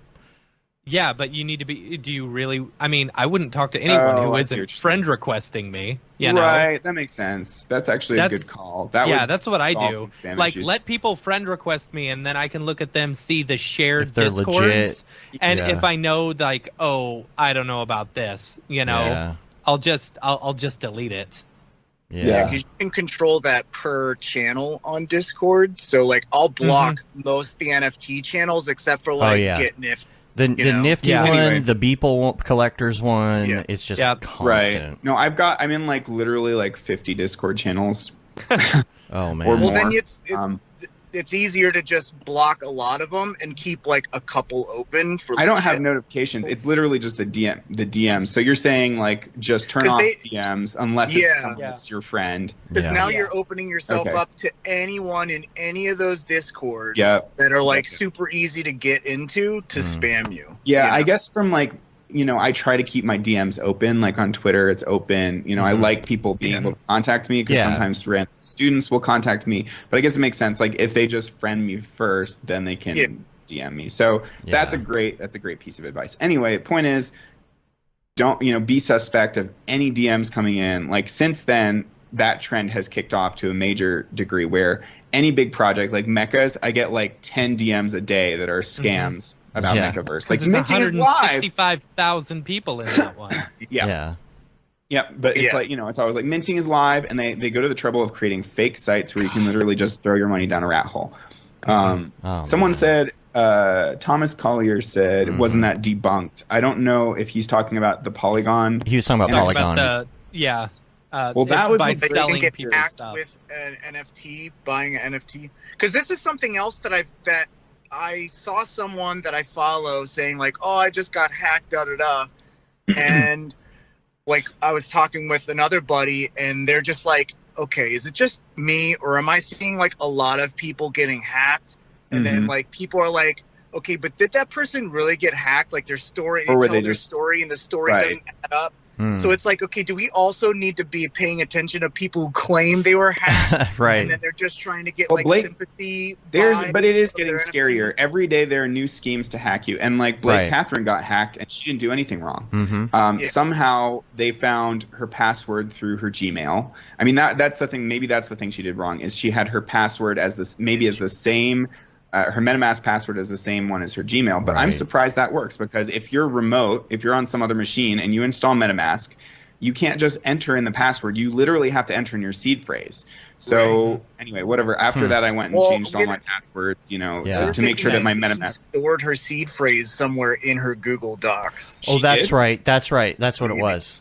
She did. Yeah, I heard. Yeah, I think heard that's about what that. it was. Oh, okay. So don't store your seed phrase on your Google Docs. Yeah, like literally just write it down and stick it in a shelf. Like or go to the further length of I'm not going to. I'm actually should. What we're doing. You don't Even say better, what you're doing. Just say it during the live stream. Just say your seed phrase, just so you never forget. You can always go back. That way, I'll never forget it. But I was going to say, get a ledger. Get the there's these cold titanium plates where you can stamp engrave your seed phrase into your onto those in case, say your house burned down. Obviously, it's not likely to happen, but if it did, your seed phrase would get evaporated in that fire if it's just on a piece of paper. Yep. So there are these titanium things to stamp those into in case of fire. You have to trust. Put the it in a safety deposit box or something. What's that? The people who stamp them. Who stamp them that they can't find your stuff. Right. Well, if you you could put it in a safe, you could put it in a safety deposit box. Yes. There's a lot of things you could do to make sure. For sure. Yeah, he's saying Kevin Rupp. That's exactly what I've got. He's like, check out Cold TI for seed phrase storage. Cold titanium. So here, I'll show it right here. There you go. Oh, nice. Cool. It has my seed phrase right there. No. EJ, how's your battery? You all right there? 2%. All right. should we depart before we go into the next section here? What's the next section? The next section is Matt tells us what's hot this week. Yeah. How long does that go for? Oh, I can listen. Depends. Yeah. You can listen. Yeah, hang out. We'll give it a go. If I drop out, I drop out. But Okay. Yeah. All right. Cool. I'll just say I love you Sarah now. Gibson also said get a firebox. Oh yeah, firebox is good. Yeah. Mm-hmm. Yeah. Okay, right. so this week's drops. Let's start off with Nifty Gateway. Nifty Gateway's doing. They released some weird schedule. It's like where it's now starting Friday and ending Thursday, which kind of sucks. It's like, okay. Well, I love that recently they've only been doing one artist per day. Absolutely. But isn't that changing? Aren't they doing something different having to do with collections? What was in that statement today from... there was a statement, oh boy, temporarily putting a pause on the founder town halls going forward as we revise our overall structure and cadence. Still important to our team to blah, blah, blah. No, it's this right here. You may have noticed this week we kicked it up a notch and started adding in multiple of your favorite verified projects a day. This is introduced. Yeah. Real quick, can I insert two more small things about security? Do it. Totes. Billy Chicken just said, for what it's worth, I wouldn't trust safety deposit boxes at a bank. If that branch closes down, then it isn't a guarantee that you'll be notified and able to retrieve it. It's common for them to fail to notify everyone. So that's a good piece of advice. So that's one thing. And then the other scam that I've seen happen, I've seen this twice actually. In your MetaMask, there's an advanced tab, and there's a QR code. And if you open up that QR code and you're sharing your screen or someone gets a picture of that QR code, that is your seed phrase. Yeah. And a lot of people don't know that. Yes. So be very, very careful of that. This happened to someone who they were on Discord, they were in the Bored Ape Yacht Club, and they were Discord server, and they were complaining about some issue in OpenSea where something wasn't transferring or wasn't updating the metadata or whatever. And so they got two people who are the head of the Bored Ape Yacht Club Discord. I can't remember their names. There you go. Ariew and EJ. Gargamel. Oh wait, he's still there. He's back. Gargamel is one of their names. Anyway, so there were people. It's very easy on Discord to pose as other people. So this person thought they were talking to the leaders of the Bored Ape Yacht Club. They were schmoozing him. They were distracting him, and they were trying to help him work out his problem. And they got him to share his screen and reveal that QR code, and then that's the end of it. They can steal all your shit. So there's also this definite social manipulation behind some of these scams that are actually very targeted and detailed. Fabian Oberhammer had one where there was someone who actually wanted to fly him out or get him to fly out and meet in person. And someone else actually got scammed by this, where they did meet in person, and they went to the bathroom, and while they were at the bathroom, the people got into their MetaMask and stole all their shit. So this happened in person. You know, and it was like a promise of like, oh, I want to buy all your whole collection of art. Like, I want to buy 50 pieces from you before you get like big in the scene, and all these dailies that you've done in the past. Like, you know, so it's like something that you could kind of believe that a collector wants to invest early in you before you blow up.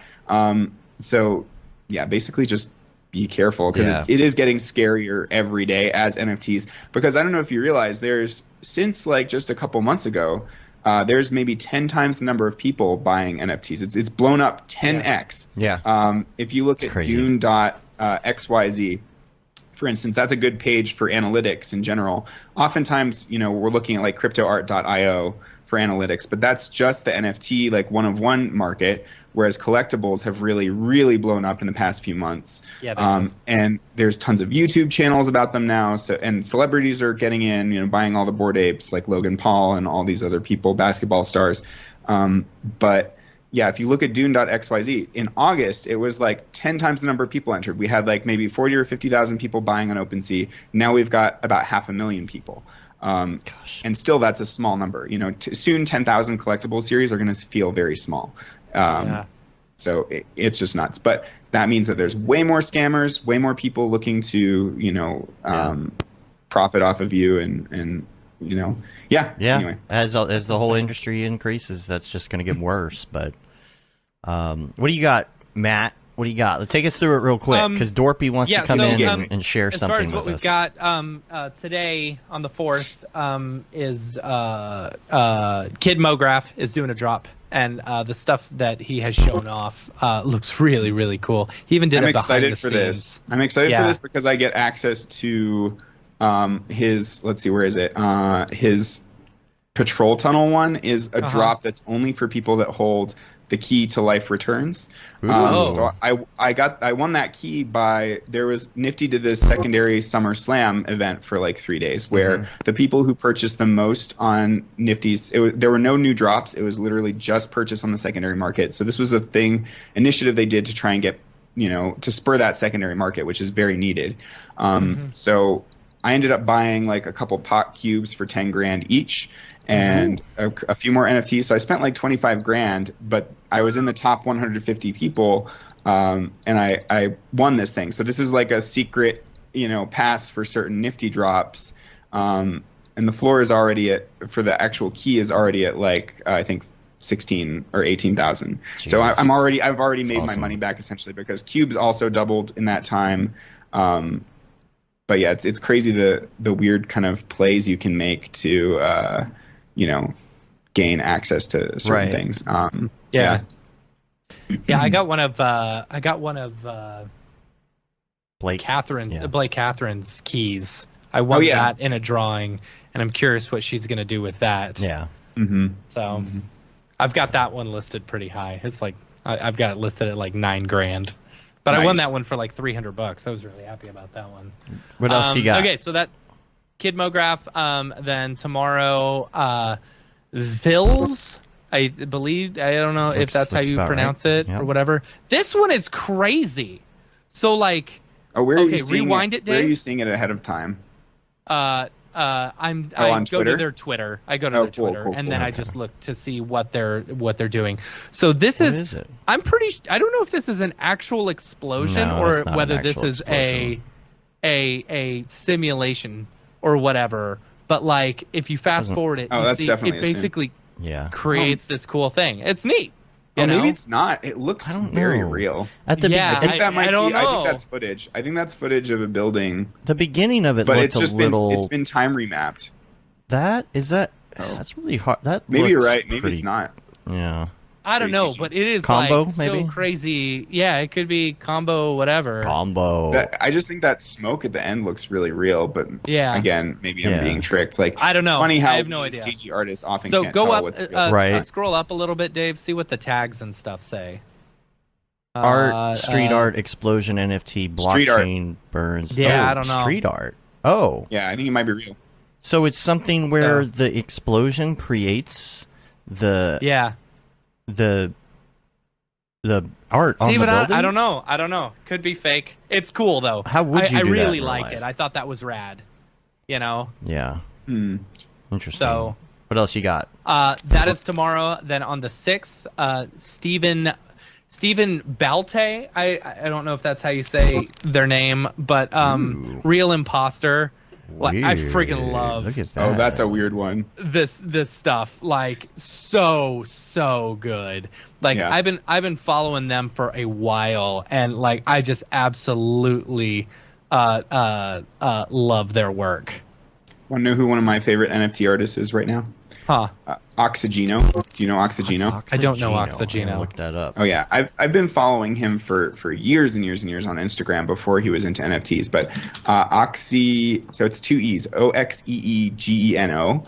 Go look at his super rare because every one of his pieces lately has been just so high quality, insane, really, really amazing, creative, beautiful Here's stuff. the chat, or I put it in the chat, Dave, if you want to show that. Oh, I got the super. Is this super rare? Yeah. Yeah, I got the Yeah. super rare. Like check out Mirror of Thoughts. It's this underwater one, and then his most recent one where this character's like skateboarding in this futuristic cyberpunk scene, being chased by police. That's so rad. Like everything, like the one where it's called "I Dream That I Was Free" is one of the best loops I've seen, with like tons of marvelous designer stuff, and like he does this thing with waterfalls. I'm assuming he's mapping video onto it, but he might have told me that it's actually fluid sims. But they just look so detailed and crazy. Click on View More. If you scroll down, you can. Yeah. Oh, view all art. artworks. Okay, I was looking for okay, there we go. Yeah, and then scroll down to like keep going. There you go on the left. I Dreamed That I Was Free. Check that one out. That's one of my favorites. Cool. That's yeah, really but click cool. on it Can so I you see the whole it thing. bigger. Okay, Yeah. I see. Oh, nice. And then like check out the waterfall that's coming up here. Wow. Gosh, that's cool. Yeah, I need to get into Marvelous Designer. But yeah, check this out. Like, oh my god. I think it looks like it's video mapping, like projection mapping onto geometry, but might be actual fluid sims. Oh, but yeah, you've isn't got that some cool? lens That's good. focal That's a length super good change. such a good Yeah. loop. Yep. That focal length change at the end is like, Pulling out all the stops. yeah, I want to watch it again I'm so now. impressed. I want to see the ending again. Right here. Watch. Get that crazy. Whoa, focal length. Yep. That's cool. Yeah. I like that. Love that. Yeah. Anyway, random, cool. but What else, Matt? How much time we got? I got 20 and minutes then, till labor. Oh, 20 God. minutes. Okay, real quick. And then this isn't on the list, but I saw that Ryan Talbot's actually doing a drop Oh. he is, yeah. on the On what? 7th. So we'll probably, the thing is, like, with their new schedule and stuff like that, we won't be able to announce the ones that happen on Thursday, Friday, and the weekend. So I'm really glad we were able to see this one. Let me, I put the link in Notion, but I think you're working off of another Notion. Well, Here, I let me can put get, it in the I chat. can get a Notion. That's fine. There you go. I got it. You got it. Okay. So, working with King of Midtown, I believe. Yep. A collab with King of Midtown. And several which is other cool. artists, I think. Yeah. Yeah. So, He's sending Yeah, me I a love print that. of stargazing, and I'm really excited about it. Oh, that's awesome. Ryan's Yeah. been doing such an amazing job of Yeah. creating these robotic creatures, like really bringing them to life. Like Mm-hmm. he's obviously gotten into Substance Painter Yeah. and rigging. This is like, to me, it's like my Down on the Render farm on crack. Like honestly, Yeah. like if I had more time, this is the kind of art that I would be making because I love me some robots. yeah, it's super cool. Really good stuff. Cool. So excited for Ryan. Ryan's been killing it in this scene. Yeah. Yeah, Which is he great just for sold a him. piece for $100,000, so Yeah. Yeah. I would say so. Did you Yeah. see his Did you see his tweet about buying a Lamborghini? Yes, yeah. You know, I thought that like, was funny. reinvest in 'Cause- yourself. Don't buy a Lambo. Yeah. Right. Because he just his Acura finally like bit the dust. Yeah, so he went and yeah. bought like a Everyone's CRV. like, bro, why you know, didn't it's you like, get why a- didn't you buy a Lambo? Exactly. It's Why like didn't because you I bought a buy a good Lambo? car that'll get me around, and Right. now I'm not spending like way tons of extra money on something I don't need. Right. Yeah. Yeah, I drive he's like smart. once a week. I don't really. Yeah. Yeah. Right. Exactly. Right. Yeah. Cool. So that's it for Nifty Gateway. I wish I had the rest of them that were gonna show up during the weekend, but I don't. So guys which need is to a get shame. into buying some collectibles. That's where the real money I is have some at. collectibles. Okay, cool. I have. Yeah, I mean, I've got the Visitors. I just did Bone World and stuff like that. Yeah. You know. Yeah. There's one I- releasing today that I'm really excited about. What's that one? I put the link in the chat. It's called the Surreals. Oh, okay. There's no like big roadmap or anything like that. It's literally like this is very high quality art, and we wanted to make some cool. like hand painted, beautiful art as a collectible. And so to me, like you should be looking as a collector, you know, investing in these things. You should be looking for unique things that haven't been done before. Like Right. So this to me is one of those. I don't know if it's going to blow up. You know, this is not financial advice, as everyone always says. Yeah, you can't really you can't see what they look you like can't there see 'em. yet. But okay. if you go to the site, I think if you go back to the Surreals Twitter and then navigate to the site, We let's have see. an extra 30 minutes now, by the way, so we're good. Oh, cool. Oh, sweet. So Yeah, it's go to surreals.io. surreals.io. Okay. Yeah, Let's see. and let's see. Have you seen? There you go. You scroll down, you can see what some of them are going to look like. But they've got these crazy painterly backgrounds, and there's like a bit of process That's for. cool. Here I we like go. that. I Here we like go. that. Okay. Yeah, scroll all the way down there. Here we Keep go. Have you going. seen Ooh, very good.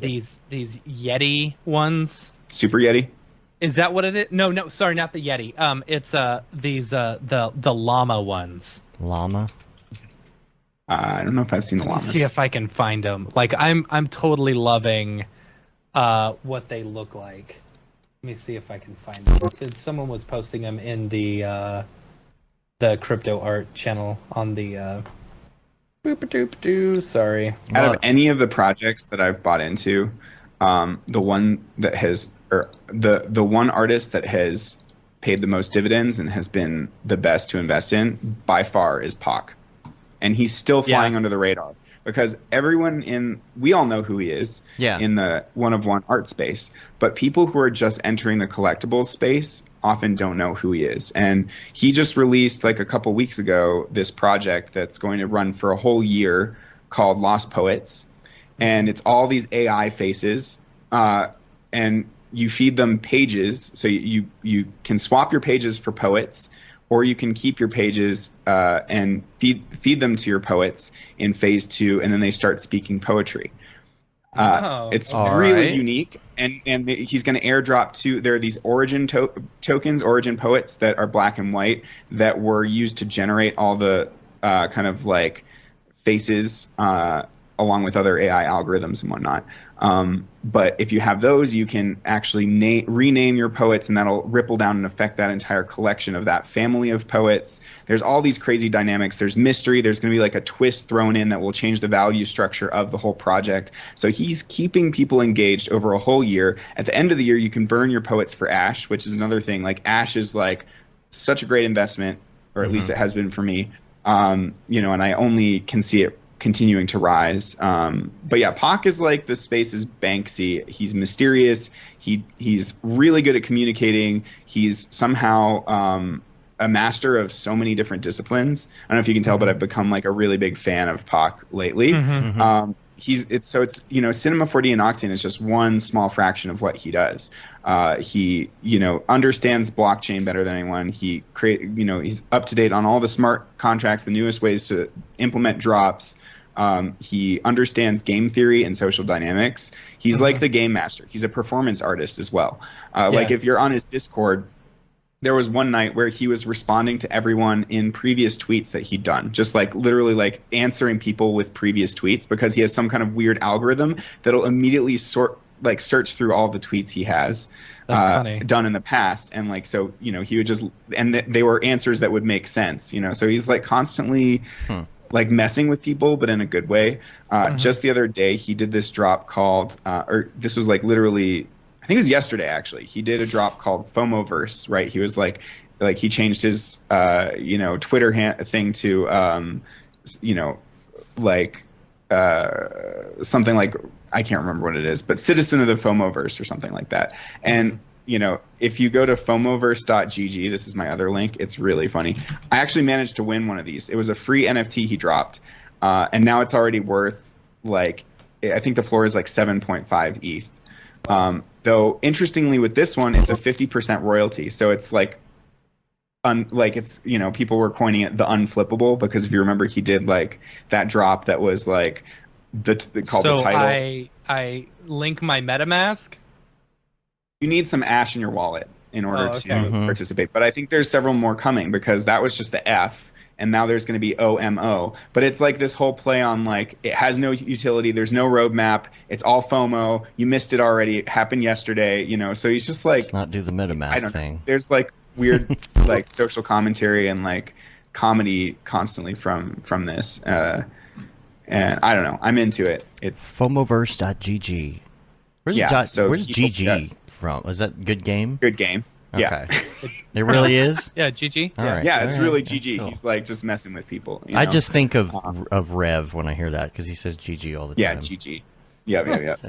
Yeah, and also Francisco pointed out that Pac created Arcolect, which is, this AI curator on Twitter that's got several million followers. Elon Musk loves it and whatnot, and it just curates visuals that it thinks will go viral, and it does a really good job of that. So he built that many years ago. He's got another one called Meta Prophet that just says weird things from movies or from different things, and it actually got banned on Twitter for like 24 hours the other day for saying like something from a movie that was like, I'm gonna kill you or something. Oh gosh. like, he's like, oh no, Meta Prophet, what have you done? Yeah, so I don't know, like, yeah, I think he's moving into this new phase of his NFT career where he's more focused on, rather than building art in C4D and Octane, he's building things that make things. So he's building AI. Like all of his new drops are going to be a little bit more AI focused. But there's always mystery with his stuff. Like this Fomoverse one, it says that the token could change at any time. And people that are buying it, the interesting thing is that because it's 50% royalty, they're buying it expecting that it'll 2x, because unless it 2x's, you're not going to make your money back, because it's 50% royalty. So he's just playing with all these different dynamics constantly and innovating, really. I feel like it's a full-time job to keep up with all this stuff, because there's so many things going out and that's now. what I've been like tripping out on lately. Is like, holy shit, I've been like, I wasted this. Well, not wasted, but it's like my job now. I have to just kind of like come to terms with is like part of it is like researching, investing, like watching ETH. Like I've been constantly every morning watching YouTube videos about like just about like how the market works, and like what the market. That's your new tutorials, buddy. That's my new tutorials. Yeah. But I'm wanting to get back into art like to a major degree, and I am doing like art projects. I'm doing a lot of collabs at the moment, and there's a lot of exciting stuff on the horizon. But yeah, it's weird because I feel like very inefficient. Because half the time I'm just watching charts and graphs. Yeah, right. Yeah, I get that. Like, I get that. it's a lot of it feels like gambling, and it's scary. Yeah. It is. Too. Yeah. It is gambling. It is gambling. But I mean, it is and it isn't. If you're making decisions based on good information, and rather than just like coin tosses, like, exactly. I think I'm sure that ETH is gonna keep going up, Right. So I'm just, in some ways, I'm trying to play it safe. In other ways, I'm taking risks. And then the other frustrating thing is, like, you look back and you're like, if only I'd made this decision, because, like, if only, like, I made some, even when you make good calls, like, so I invested 12 grand into Ash, essentially, which is Pac's, cryptocurrency. And that blew up into 240 grand. Before it dropped down to 120. So like at that 240 moment, I should have sold it, and then I should have dumped all of that into. You can see like what the big plays would have been in retrospect. Like if I'd sold that and dumped all of it into Pac's newest Lost Poets project, I would have been on the leaderboard. I would have had these two Origin tokens, which are now worth 100 grand, 50 to 100 grand each. So like it's not hard to see in retrospect how you could have made a killing. Like if you just, if only we'd minted like a bunch of Bored Apes, now we'd be millionaires. And that's the thing when y'all kept on telling me, oh, hodl, diamond hands on the people thing. I understand. Yeah. And you're in for the long haul, which is totally fine. No, I totally get what you're saying. There are peaks. There are peaks in the market where Beeple hit that peak and you sold at the exact right time. It was literally like the best time. Yeah, you sold for at the very top, and that's really hard to do. And there have been times like And there have been times where I'm like hodling forever, like this Ferocious piece that I had. It was it's that astronaut headbanging one, right? It was a set of 300. I bought it for 1,500. I hodled it. That was March, right? Yeah. Oh shit, the surreals is happening in 5 minutes. Just I'm gonna like mint some of these while we're talking. But that one I hodled for since March. It went up to $5,000. It went down to 800, and then I sold it like a month ago for like $1,000 more than I bought it for, because it just seemed like it was going to do nothing. Yeah. Literally 1 week later, it blew up to being worth $40,000. God. Oh, that hurts. That hurts. And there's a lot of those that are like that. It's like, oh shit, I shouldn't have sold my Robotos. Oh shit, I shouldn't have sold this or that. But then there are other times where you're like, oh shit, I should have sold at this time, you know? Yeah. Right. And it's also impossible to know what's going to make a comeback. A lot of these projects go away for what feels like months, and then all of a sudden blow up out of nowhere, you know? Yeah, I was really surprised. Like I held on to I just on a whim bought one of the Zed fuck render pieces, you know, one of those collabs, and like it immediately went from $1,250 to like $700, and I was like, ah man, I don't think I'm gonna make my money back on this one, you know. And then he released fuck crystals, and it's like, oh, those sold like they were so gone. Like I could have listed it for 5 times the amount I was selling it for, you know. And a lot of the time, you never know. It's like to not list things. I'm finding. Because you never know when something's going to take a crazy run. Like I bought into this project called Axolotls, which was not super high profile. I just thought it was cute, you know, and it went down massively for a week. Like I bought them at like 0.2 ETH, and it went down to 0.02. So it like went down 10 times lower. And then after like another week, out of nowhere, you know, I just like I get an email from OpenSea. It's like your item sold, and then it's like your item sold, your item sold. I'm like, what's happening? And then I had sold 3 Axolotls by mistake, you know, not by mistake, but ones that it was a decent price. I like made my money back, but from there it ran up another 10x. So thankfully I still got like 2 or 3 of them, and now I'm like, okay, maybe this is a blue chip. So that for those that don't know, there's this new terminology called blue chip NFT, aka Bored Ape Yacht Club, CryptoPunks, Cool Cats. Any of these projects that have proven themselves in the long term are called blue chip NFTs. So I'm like, okay, maybe this is actually a blue chip one. I'm going to hang on to this for longer and list them. You know, if I list them, I'll list them for much, much more than I would ever expect to make on them. And if I do, awesome. You know, that's a good time to cash out. But yeah, it's really hard, you know, and like, what's your biggest loser one, like that you spent money on and is just not it's Degens is one. Another one, Super Yeti didn't do shit, but I didn't lose very much on that. And then another one is Vox Collectibles, but that might make a comeback. But that one was a bit of a shit show. I invested like $6,000, and that all went down. And yeah, I don't know. I like the biggest. Like I've lost money on ETH to some. I think I'm like break even on ETH. Like at one point I made a lot, and it's like then you lose a lot. You know, like it's like, oh, I shouldn't have swapped all my Ash, a lot of my Ash to ETH. I should have left it in Ash. Yeah. You know, there's all these things that you say to yourself. You know. Yeah. Matt, you got 2 more on the board, by the way. Yeah, I bought an Adam Priester. Like, do you know Adam Priester? Yeah. I love his work. I love his work. Right. I bought one of his Nifty pieces. Yeah, I bought one of the ones from Nifty. They're only surprisingly doing so poorly. They are. I don't know why. I don't get it. It's like it's only an edition of 64, you know, and like I bought it I paid $1,250 for it, and its last sale was $350. Yeah, like that's crazy. Because here's another one. A good piece. I invested like 20,000 into Super Rare, but I invested that when it was at $3. And that was like at the peak of the hype. Like if things are already hyped, don't buy in. I was hearing about Super Rare token, how crazy it's going. I could see it going up. So I invested, $20,000, and that went down to like 8 or so. It cut into a third of its value.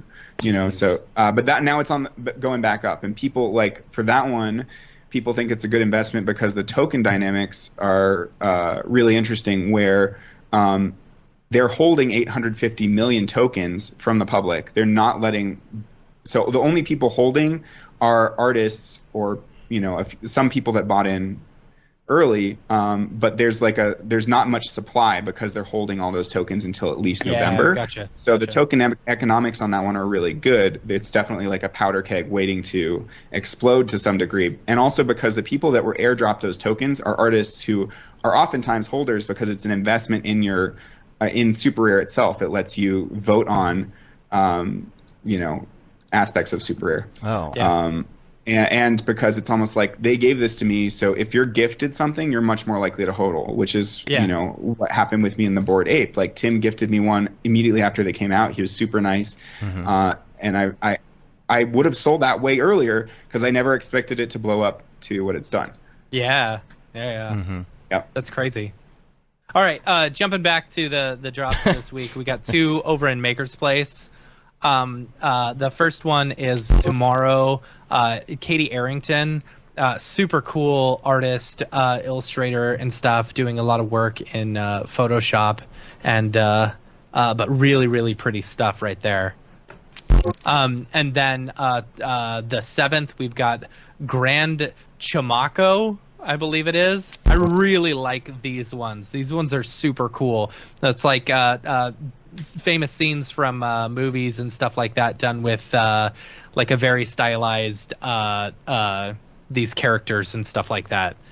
Oh, that's cool. Yeah, it looks like something. That's what does cool. that look like? Dolly. Almost has It like reminds it's me almost like a a 3D lot of- Cuphead. Yeah. Look at the eyes. It reminds me a lot of what's his name? Dang it, I can't remember his name. Oh. I think you know who I'm gosh. talking about. Who does the cans? C4D artist. Who does the what? cans? Who does the cans? Or no? No. Someone else? No. Different Oh, I don't artist. know. EJ I don't know. Hassenfrost. I don't Anyway. know. Yeah, sure, we'll go with that. Yeah, it's EJ. Anyway. Sure. Yeah. Yeah. But that's it as far as the drops for this week. We had 2 listener drops. First one, we want to bring up Rev. Rev had a couple of drops this week on Foundation. Some of them are still available. Yes. And so this was kind of a funny story because Beeple actually bid on one People of his. bid on one of his pieces. Yeah. Yep. And he wasn't paying attention, and Isaac came and Isaac jumped took it out in. from under him. Yeah. I was telling both of those dudes we were on Halo. I was like, why are you doing this? If your piece ends up if your piece ends up in Beeple's collection, that is a massive win for you. Like, Right. it Yeah. doesn't matter if it's less, money. Like Isaac jumped Right. in, I guess, because he wanted to like mess with Beeple and say that he stole it from Beeple or something when he was paying attention. But yeah, I mean, the fact that Beeple bid on Rev's piece is like so huge. That's shows such support, and he doesn't do that with anybody. He the only other thing I've seen him bidding on is like the Urs Fisher pieces. Yeah, there it is, right there. Yeah. Outbid him by 0.1 Very nice. ETH. That's really funny. Yeah, that's great. That's Yeah. super So funny. the other ones are still available if you want to check those out. What's Yep. the other one you're talking about, Matt? Did you send it? To The me? other one is from here. I don't know if you have this link in there, but this one was posted in the Slack. Silo. Silo. TV, Silo. Oh, Yeah, yes. just, I did saw a new this. piece on Super Rare. Really, really cool looking stuff. Really pretty. Man, that subsurface. Sexy. Yeah, and But yeah. Ad9 TV says Foundation is trash. I was asking Rev why he's putting that stuff on Foundation at this. He probably do better I don't know. somewhere else. Some of us can't get invites to Maker's Place or to Super Rare. Well, you got to make some stuff first, Matt. I think that's probably a good. I have made plenty of things. Oh yeah, but you already released them. You got to make some new stuff. Yeah, Gotta make I some know. new stuff. Is that all of those? I don't know. I think that is it. Yeah, that's all we got. Okay. So- Cool. Ari, have you doing any drops?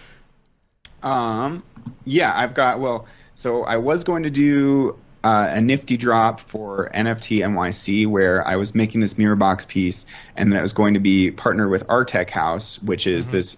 They do like these 20K projectors in this room to like immerse you in the content. So I rendered like 2/3 of that already at like 4K resolution, upres to 8K with the AI gigapixel, whatever it's called, video enhanced. Yeah.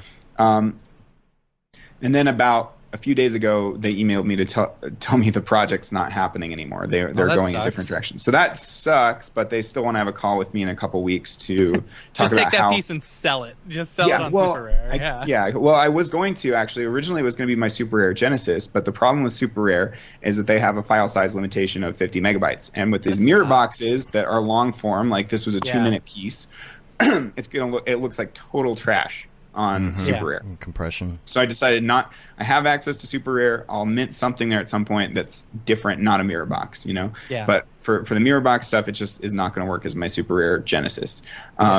So yeah, I don't know what to do with that piece. I also made a similar one for Loopify that will go into his short film that he's building with a bunch of people.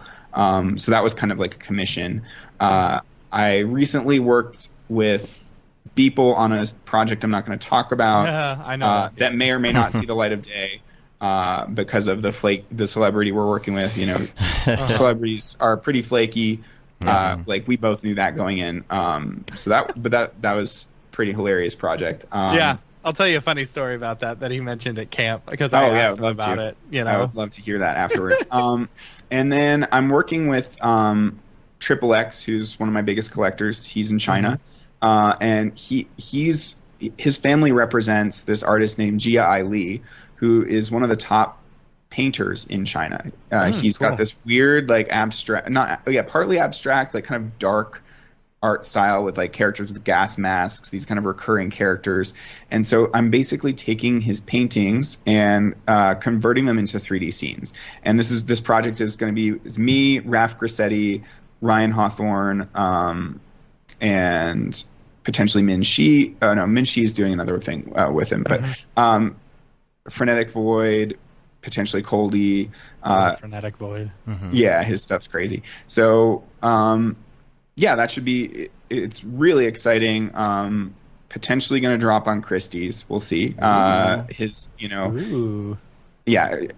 Triple X's aunt is I think the vice president on the board at Christie's. Oh, cool. So that's really cool. And they've also got another platform called TR Lab that has already done a very successful NFT sale with another Chinese artist who's this fireworks artist, and it sold for like 2.5 million.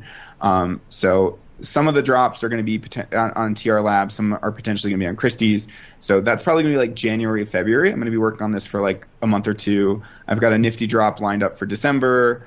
And then potentially Maker's Place drop in January is what they wanted, but I might push that. I've got a lot of stuff going on. Cool. Yeah. Cool.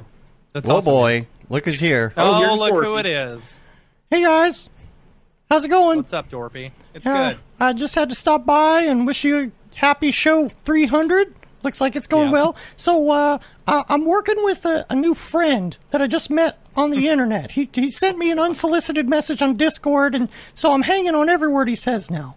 Also, he wanted to talk to you guys in a minute, so I'm just gonna roll over and turn it over to him. But before I go, I thought you would just enjoy watching a best of reel that I brought along with me, my greatest hits. So I'm gonna show it to you, or Dave's gonna show it to you.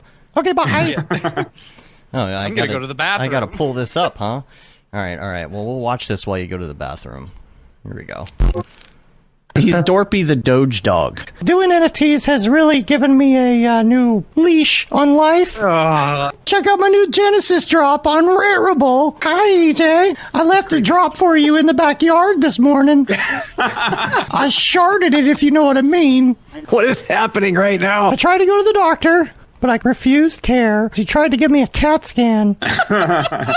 I just want to go chill in the sand with my growler. I didn't know you were into craft beer. Craft beer? You said a growler. No. Growler is a hookup app for dogs. I was also a little hoarse. But then I remembered I'm just a little dog. I'm really enjoying Star Trek. I, too, like to go where no one has gone before. What? Like, I'm talking about the bathroom. Oh, okay. The bathroom. Now I is an poop okay joke. in places. Yeah. I'm not an economist, though. I just have my master's in archaeology. I've been told getting up in collectors' DMs is kind of cringy, but I don't really mind. It's hard for me not to brown nose. As a dog, Matt, I sniff a lot of butts. Oh. Yeah. Trying to make some music. It's going to go along with my album. It's called No Doggity. Oh my god. There's a little event down the road. It's called Burning Dog. Sounds so weird, burning dog. Burning Dog. And I'll spare you the hot dog jokes. I also managed to capture some scraps and some grease from under the barbecue grill, so it's been a good day. Can you make NFTs without opposable thumbs? No. Well, I'll be a son of a... Dorpy. But I'm allowed to say it if it's true, right? Who's your favorite basketball player? Is it Charles Barkley? Yeah. Did you see all the squirrels running around there, too? I did, yeah. Yeah, it was great. They were delicious. Everything's possible. Yeah. Stupid poses. This is exactly what the mainstream media wants you to think. Are you sure you don't do crack?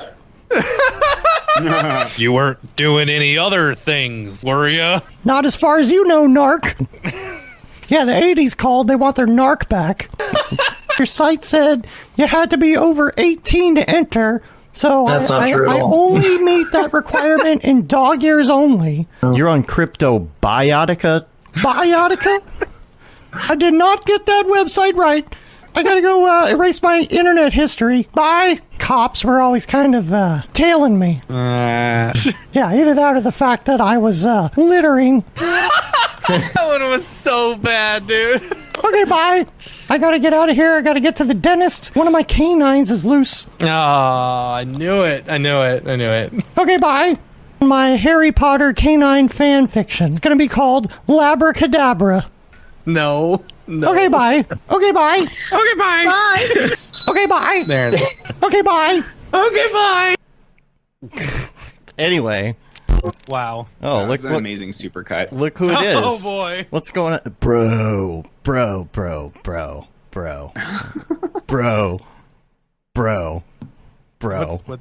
What is this one's name?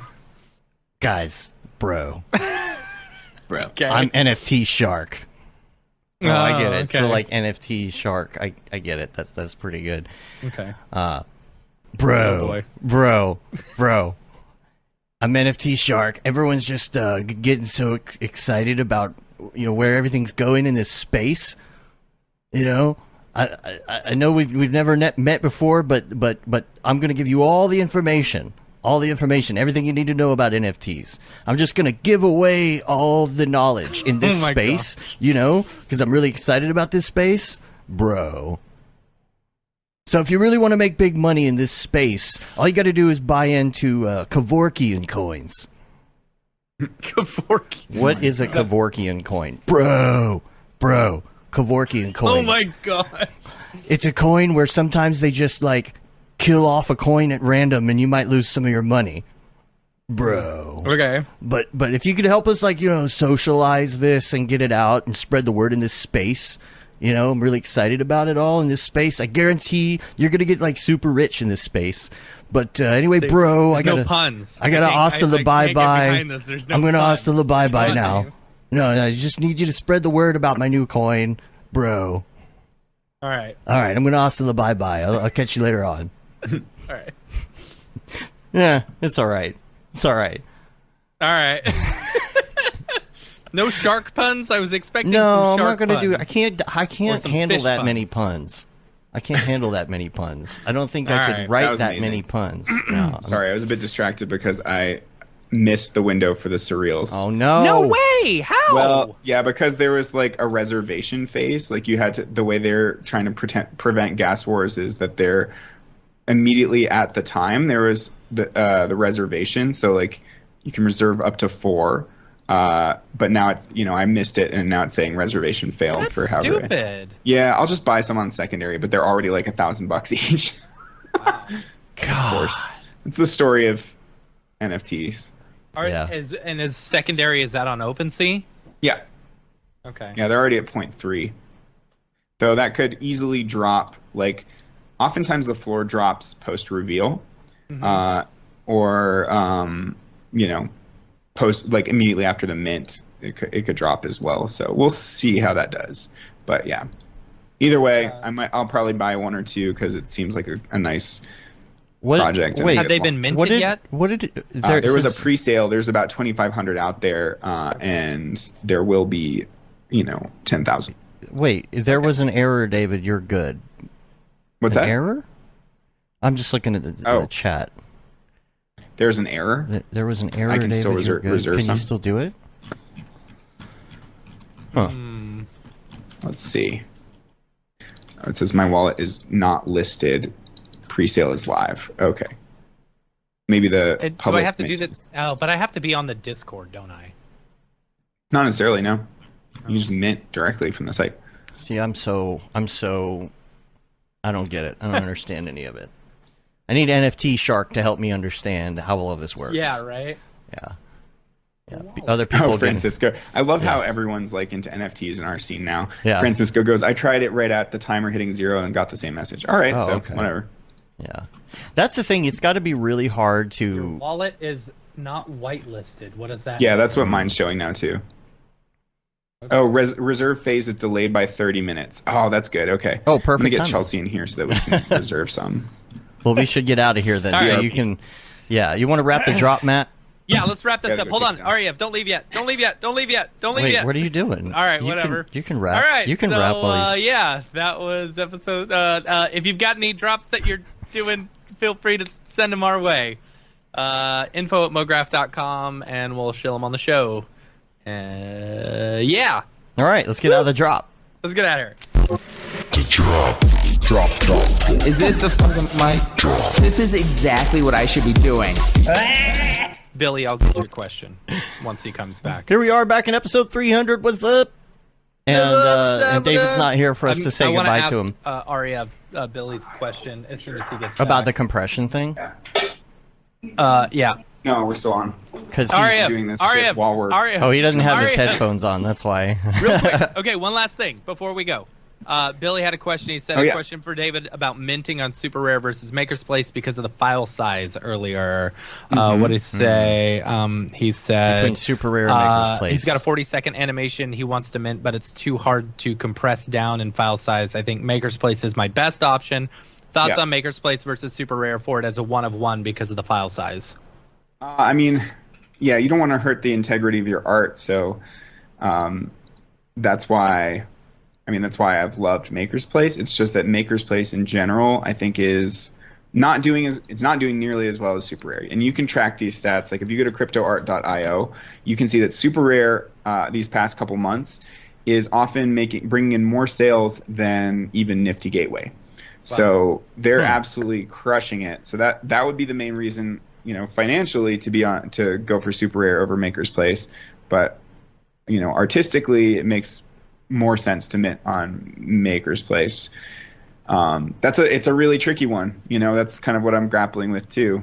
Is where do you put these? Like Nifty is great too because it supports up to 300 megabytes, but then nobody can get on Nifty. So the top two So Maker's Place. I don't know. Maybe why they'll don't they come just back. fix? We'll Why are see, they not but, fixing these things? Not been doing super hot lately. Can't these platforms just work on that a little bit? Like what is the big issue that makes it so that they I don't can't understand what the issue is. support it doesn't a make little bit? sense. And I literally called Super Rare out on Twitter and talked to some people, some of their staff, and they're just like, yeah, it's too much coding right now, too much of a hassle to upgrade that. It's in the works. But so maybe I'll just wait until that time, to do the drop. That's just so weird because that should be a priority because that's what it's all about. Being able to upload. One thing that can really help is After Codecs.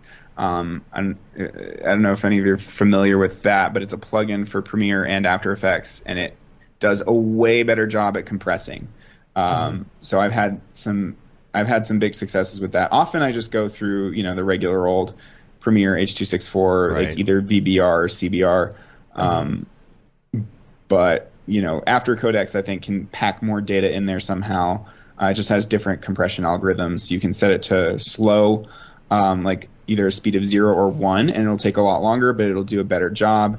I typically like try both the standard compression in Media Encoder or Premiere and compare that to the compression I can get out of After codecs. Just like lay them over top of each other in After Effects and toggle one off and on to see which one's better. But yeah, that's my only tip as far as handling compression is try out After codecs. Okay, cool. Yeah. All right. Cool. Well, I should probably wrap this up and go have a kid. Yeah, go have a baby. Go have a baby. Like you do. Thanks for joining us for episode 300, everybody, and David Ariew, and of course EJ, who is not EJ just dropped anymore. Out randomly. Yeah, his phone finally died, and he's walking around in the forest without a phone. He might be lost. Right. Yeah. I sure hope he doesn't get murdered. Yeah. Hopefully we won't have to send a rescue party. Yeah. He might have to use the sun in order to figure out where he needs to go. So, another note that's fun, y'all. There's no show. Yeah. There's no show next Monday because next Monday was supposed to be our induction date, but there probably still is no show next Monday because you'll be in the thick of it. Into the thick of it. Mm-hmm. Yeah. But I'll see you guys for the Halloween episode. Yes, that's what I was going to say. If there's anything we didn't talk about today, we'll definitely probably bring it back up in a couple weeks. It's going to be also for all my Denver peeps. Chelsea and I are planning a pretty epic Halloween party. Ooh. So I'm excited about that. We've already bought way too many decorations, so we're going to try to go all out on this one. Any NFT themes? We were maybe going to do an NFT invite. Chelsea's been making like a really cute art thing, but I don't know how much that makes sense. It might just add to the stress and hassle of the whole thing. So we'll see. Cool. All right, well, we're going to get out of here. You can rate us on iTunes, leave a review, subscribe on your podcatcher of choice. Helps get our ratings up. Subscribe to the newsletter. Went out last week. You can say you've been there, done that. Got the T-shirt with the Mograph logo tee, the Paul Bab Feel the Bad 2020 shirt. All the profits from that go to Doctors Without Borders. The Render Things T-shirt, hoodie, and long sleeve tee. The That Render is Fire shirt, which you're only allowed to wear ironically, unless you're shams. Let's see. And the Mograph Blandishment shirt, if you're interested in that. Check that out. Mograph.com/merch. And, of course, we're on Facebook, Twitter, Instagram, YouTube, TikTok, Mograph.com. Check out the TikToks. I did one the other day, and people seem to like it. So check us out on there. And, of course, David, if people want to get a hold of you, I think they pretty much know how. But I'm just David Ariew, like my name, on Twitter and Instagram. And ArievVisuals.com, that's with two V's in the middle there, so I'm forcing you to pronounce my name correctly. Yeah. But it looks like a W. And Facebook, Twitter, Instagram, that's pretty much it. I'm mostly on Twitter nowadays, thanks to NFTs. I've been ignoring Instagram. I've abandoned Instagram, and it's sad at me. But yeah. It's all right. Cool. It's okay. All right. I'm trying to buy one of these surreals. Do it. I gotta transfer some money first. Yeah. Good. Yeah. Well, then we're gonna go. But I also, if it's a flop, I don't want to be held responsible. Okay. Right. The views expressed by David Ariew are not necessarily the views of anyone else. Exactly. I don't know. Yeah. All right, we're gonna get out of here. Until next time, I'm Dave. And I'm Matt. And I'm David. Have a good one. Later, yo. Later, yo.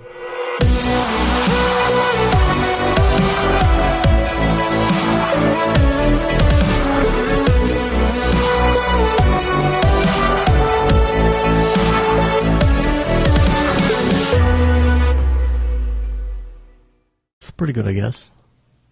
Mograph.com, an online resource for motion graphic artists. Start your week with the Mograph podcast.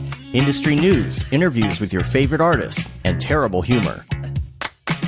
Watch live shows and interviews from Mograph events like NAB, SIGGRAPH, Half-Res, and local meetups.